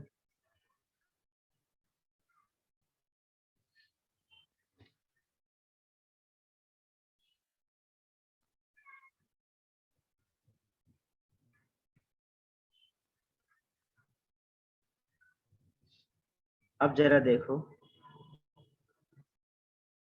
वैसे मैंने आपको ये इक्विलिब्रियम में जो इक्वेशन थी टेम्परेचर डिपेंडेंट वाली, वो मैंने आपको सिखा दिया है।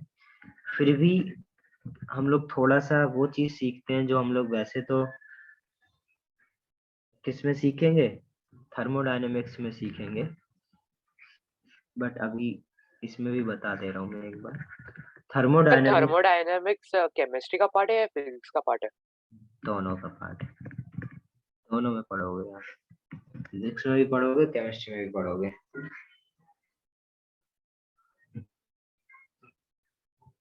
थर्मोडायनेमिक्स ऑफ इक्विलिब्रियम दोनों में आते हैं, और दोनों पेपर में क्वेश्चंस आते हैं।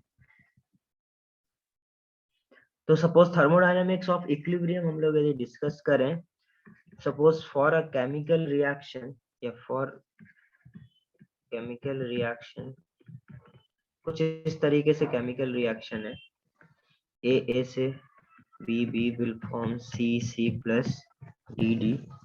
तो इसके लिए एक इक्वेशन है जो आपको अभी नहीं पता चलेगी कहाँ से आई, तो उसके चक्कर में मत पड़ना, ठीक है। जस्ट मैं एक इक्वेशन जो बता रहा हूँ वो आप बस देखते चले जाओ। Delta G is equal to, सब समझ में आ जाएगा जब हम लोग थर्मोडायनेमिक्स पढ़ेंगे।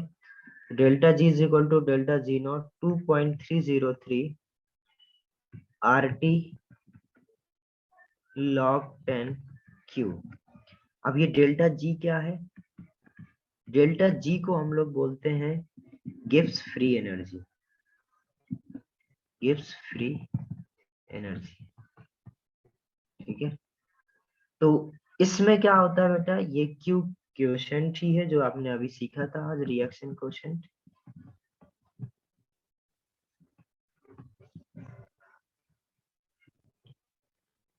ठीक है, तो ये पता चल गया आपको, आर और टी तो जानते हो, और ये क्या होता है डेल्टा जी नॉट, इसको हम लोग स्टैंडर्ड गिब्स फ्री एनर्जी बोलते हैं। अब बोलोगे सर ये सब तो ठीक है, बट होता क्या है गिब्स फ्री एनर्जी, ठीक है, तो वो अभी मत जानो, ठीक है, क्या होता है गिब्स फ्री एनर्जी, वो सब मैं आपको थर्मोडायनेमिक्स में सिखाऊंगा डायरेक्ट। अभी सिर्फ ये समझो एक एनर्जी है जो कि क्या है, वो आपका क्यू पर डिपेंड कर रहा है। तो ये इक्वेशन है, कहीं से थर्मोडायनेमिक्स से आती है। और यदि हम लोग यही बात इक्विलिब्रियम पर करें, एट इक्विलिब्रियम, तो क्यू बराबर क्या हो जाएगा, के, क्यू बराबर क्या हो जाएगा, के। और के को हम लोग के आपको पता है दो टाइप में होता है, के सी और के पी। इन दोनों को आप रिप्लेस कर सकते हो इस इक्वेशन में। अब यदि कांस्टेंट कॉन्सेंट्रेशन के टर्म्स में लिखना होगा तो आप ये लिख दोगे, यदि वो लिखना होगा तो ये लिख दोगे, ठीक है। अब हम लोग कुछ चीजें समझते हैं। यदि आपका इक्विलिब्रियम की बात हो रही है, ठीक है, यदि इक्विलिब्रियम की बात हो रही है, तो एट इक्विलिब्रियम जो आपका डेल्टा जी होता है, गिब्स फ्री एनर्जी, वो 0 होता है, ठीक है। यदि गिब्स फ्री एनर्जी 0 है एट इक्विलिब्रियम, तो इधर से क्या आ जाएगा, delta G not is equal to -2.303 RT log 10 base और इक्विलिब्रियम पर बात कर रहे हैं तो क्या आ जाएगा? ओके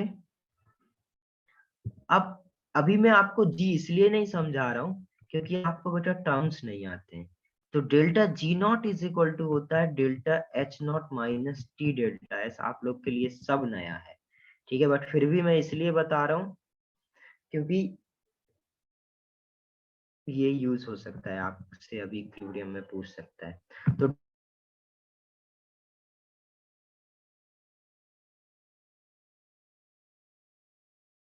सर का माइक बंद हो गया।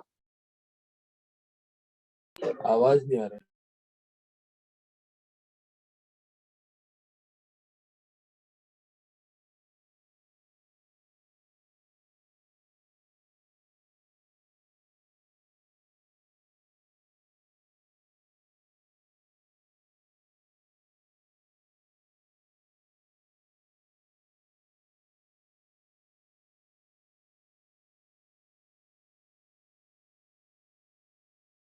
Hello sir. मीटिंग में है पर लेकिन माइक चल रहा नहीं है।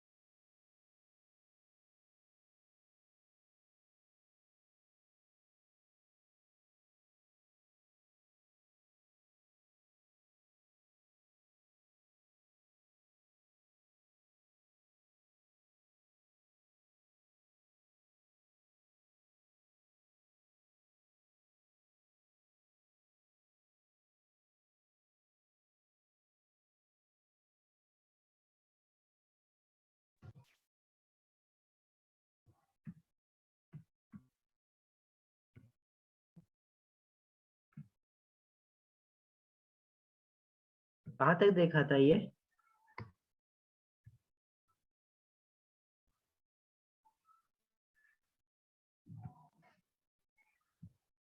सर आप डेल्टा जी नॉट एक्सप्लेन कर रहे थे।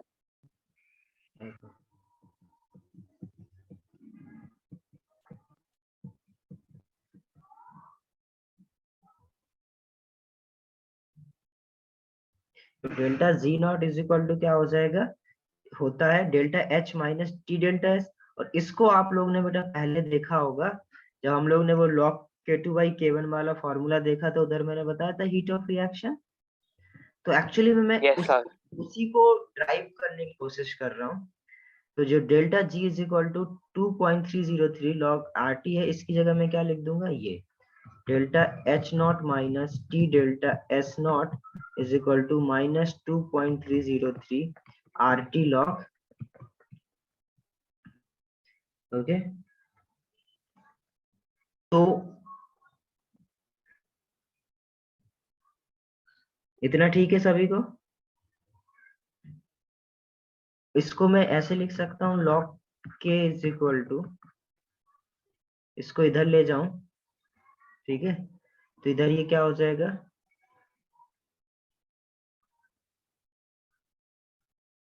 Log K is equal to minus delta H not, और इससे मैं ये से डिवाइड कर दूं 2.303 आर टी, और ये हो जाएगा टी अपॉन टी से टी कैंसिल, तो delta S not upon 2.303 R. ये ठीक है सभी को? Yes. इतना नोट करो, ये नोट करो सभी लोग, फिर इसके आगे देखेंगे।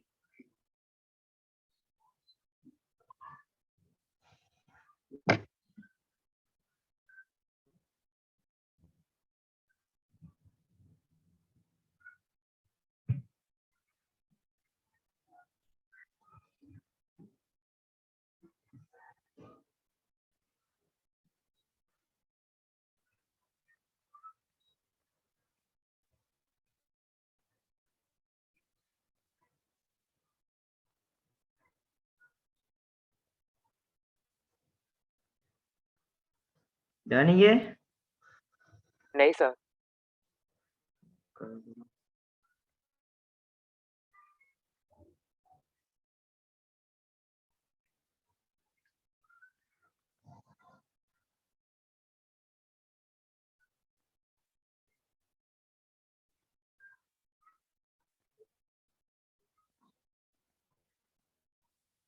सर डेल्टा एस नॉट क्या है?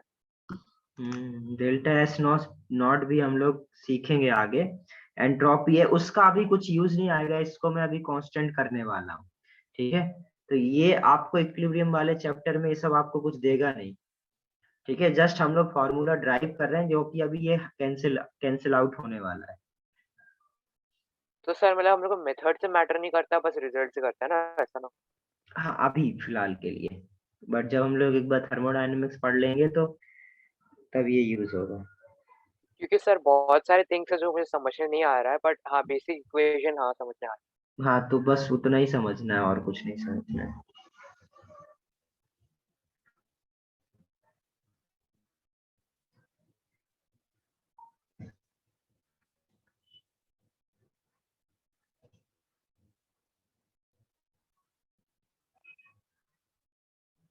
डन सर, लिख लिया। इसलिए यस सर।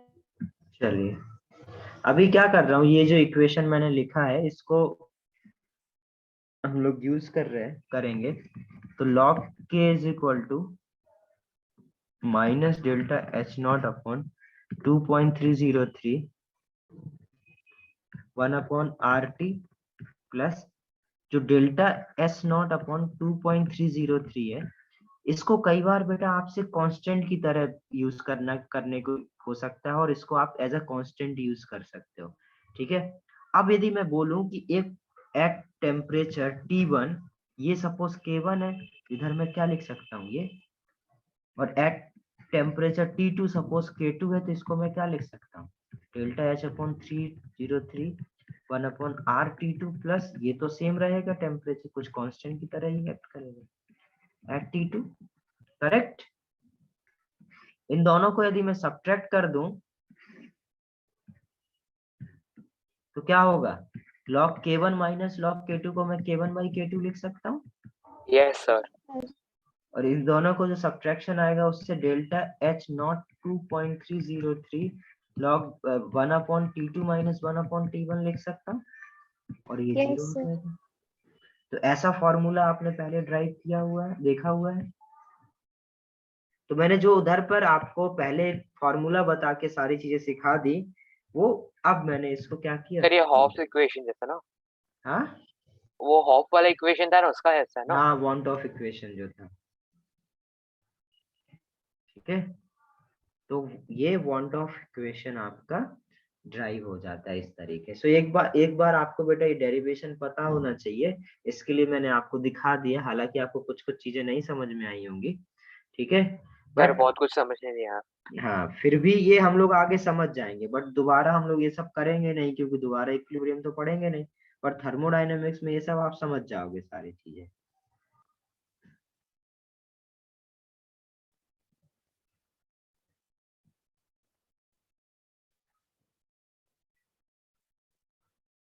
तो ये नोट कर लो इतना। अभी बुकलेट में क्वेश्चंस दे रखे हैं, क्वेश्चंस करोगे तो आपको फिर और समझ में आ जाएगा।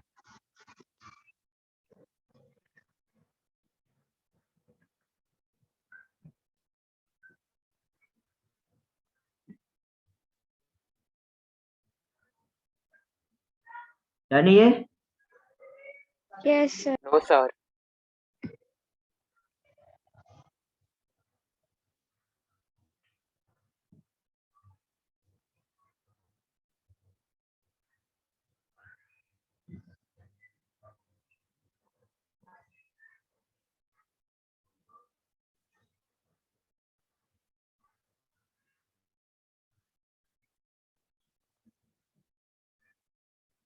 Done sir.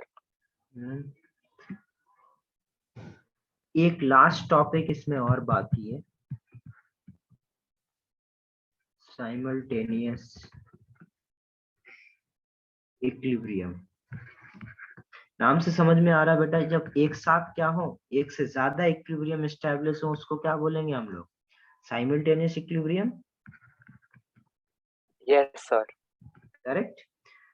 मतलब एक कंटेनर के अंदर बेटा एक से ज्यादा रिएक्शंस हो रही हो और उसमें क्या हो, कुछ स्पीसीज कॉमन हो, ठीक है, तो उसको हम लोग क्या बोलेंगे? Simultaneous equilibrium. जैसे सपोज ए सॉलिड से क्या बन रहा है? बी गैस प्लस कुछ सी गैस बन रहा है, ओके। और बी गैस, या मैं बी गैस बोलूं या कुछ डी गैस बोलूं, जिससे क्या हो रहा है, इससे भी बी गैस बन रहा है और वाई गैस या कुछ जी गैस बन रहा है, ठीक है। तो इससे क्या बोल रहा है, इससे क्या है, सपोज इससे ए था स्टार्टिंग में, तो at T is equal to 0 A था, ये 0 0 होगा। At T is equal to T equilibrium क्या होगा, इससे कुछ x कम हो जाएगा तो इसका x और x फॉर्म होगा। Yes sir. और suppose at T is equal to 0, ये b था, ये 0 0 था, तो at T is equal to T equilibrium, इससे कुछ b माइनस एक्स, इससे b माइनस कुछ y, और y फॉर्मेशन होगा। Yes sir. अब ये जो रिएक्शन है दोनों बेटा, खास बात क्या है, एक ही कंटेनर में हो रहा है। मतलब एक ही कंटेनर में हो रहा है, मतलब ये रिएक्शंस जो है वो एक साथ हो रही है। और यदि मतलब एक सर साथ एक के बाजू में दूसरा विदाउट इंटरफियरिंग ईच अदर, ऐसा? नहीं, यदि एक ही रिएक्शन में एक ही कंटेनर में हो रहा है, इससे जो ये बी बना, इससे जो बी बना, तो एक्चुअल में इक्विलिब्रियम पर जब ये दोनों एक साथ इक्विलिब्रियम एस्टेब्लिश करेंगे तो एक्चुअली में बी की कॉन्सेंट्रेशन कितनी होगी, इधर से जितना मिला इधर से जितना मिला, x plus Y, X plus Y. Correct. Container में बी की कॉन्सेंट्रेशन आपको कितना मिलेगा? एक्स प्लस वाई टोटल मिलेगा x plus Y, X plus Y. तो साइमल्टेनियस इक्विलिब्रियम आपको यही बताता है कि यदि एक ही कंटेनर में एक से ज्यादा इक्विलिब्रियम यदि एस्टेब्लिश हो रहे, तो जो कॉमन स्पीसीज होगा, जो कॉमन स्पीसीज जो साइमल्टेनियस दोनों इक्विलिब्रियम में इन्वॉल्व है, उसकी कॉन्सेंट्रेशन क्या होगी? टोटल कॉन्सेंट्रेशन दोनों इक्विलिब्रियम की वजह से, ओके। इसमें लिख सकते हो, साथ में लिखो, if any container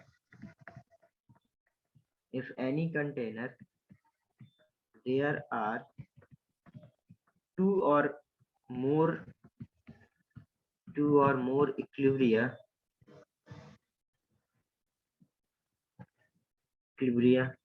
existing simultaneously,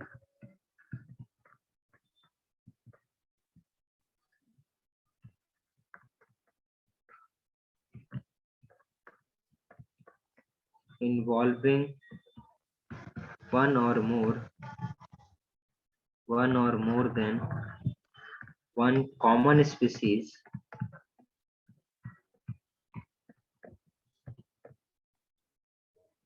then in both or all equilibrium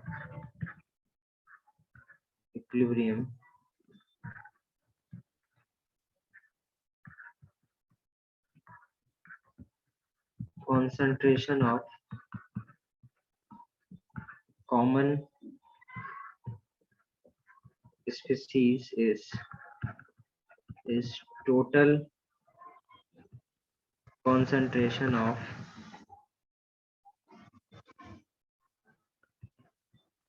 that species due to all equilibrium। Note कर लो इसको, लास्ट में लिख लेना ड्यू टू ऑल इक्विलिब्रियम। अच्छा, ये आया क्या समझ में?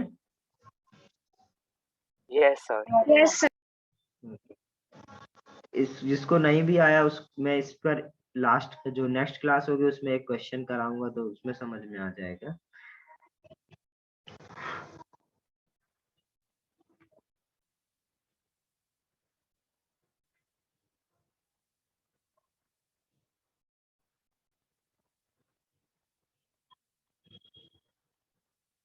नोट हो जाए तो आप लोग लीव कर सकते हो, इसके आगे हम लोग नेक्स्ट क्लास में देखेंगे।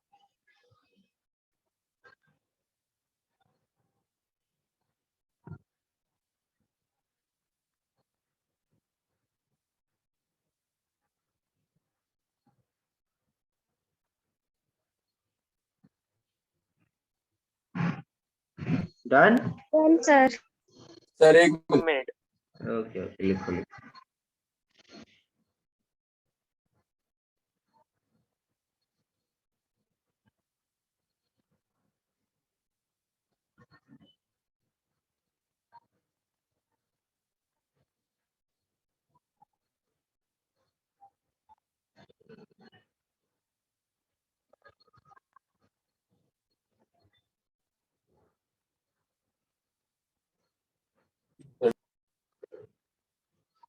डन?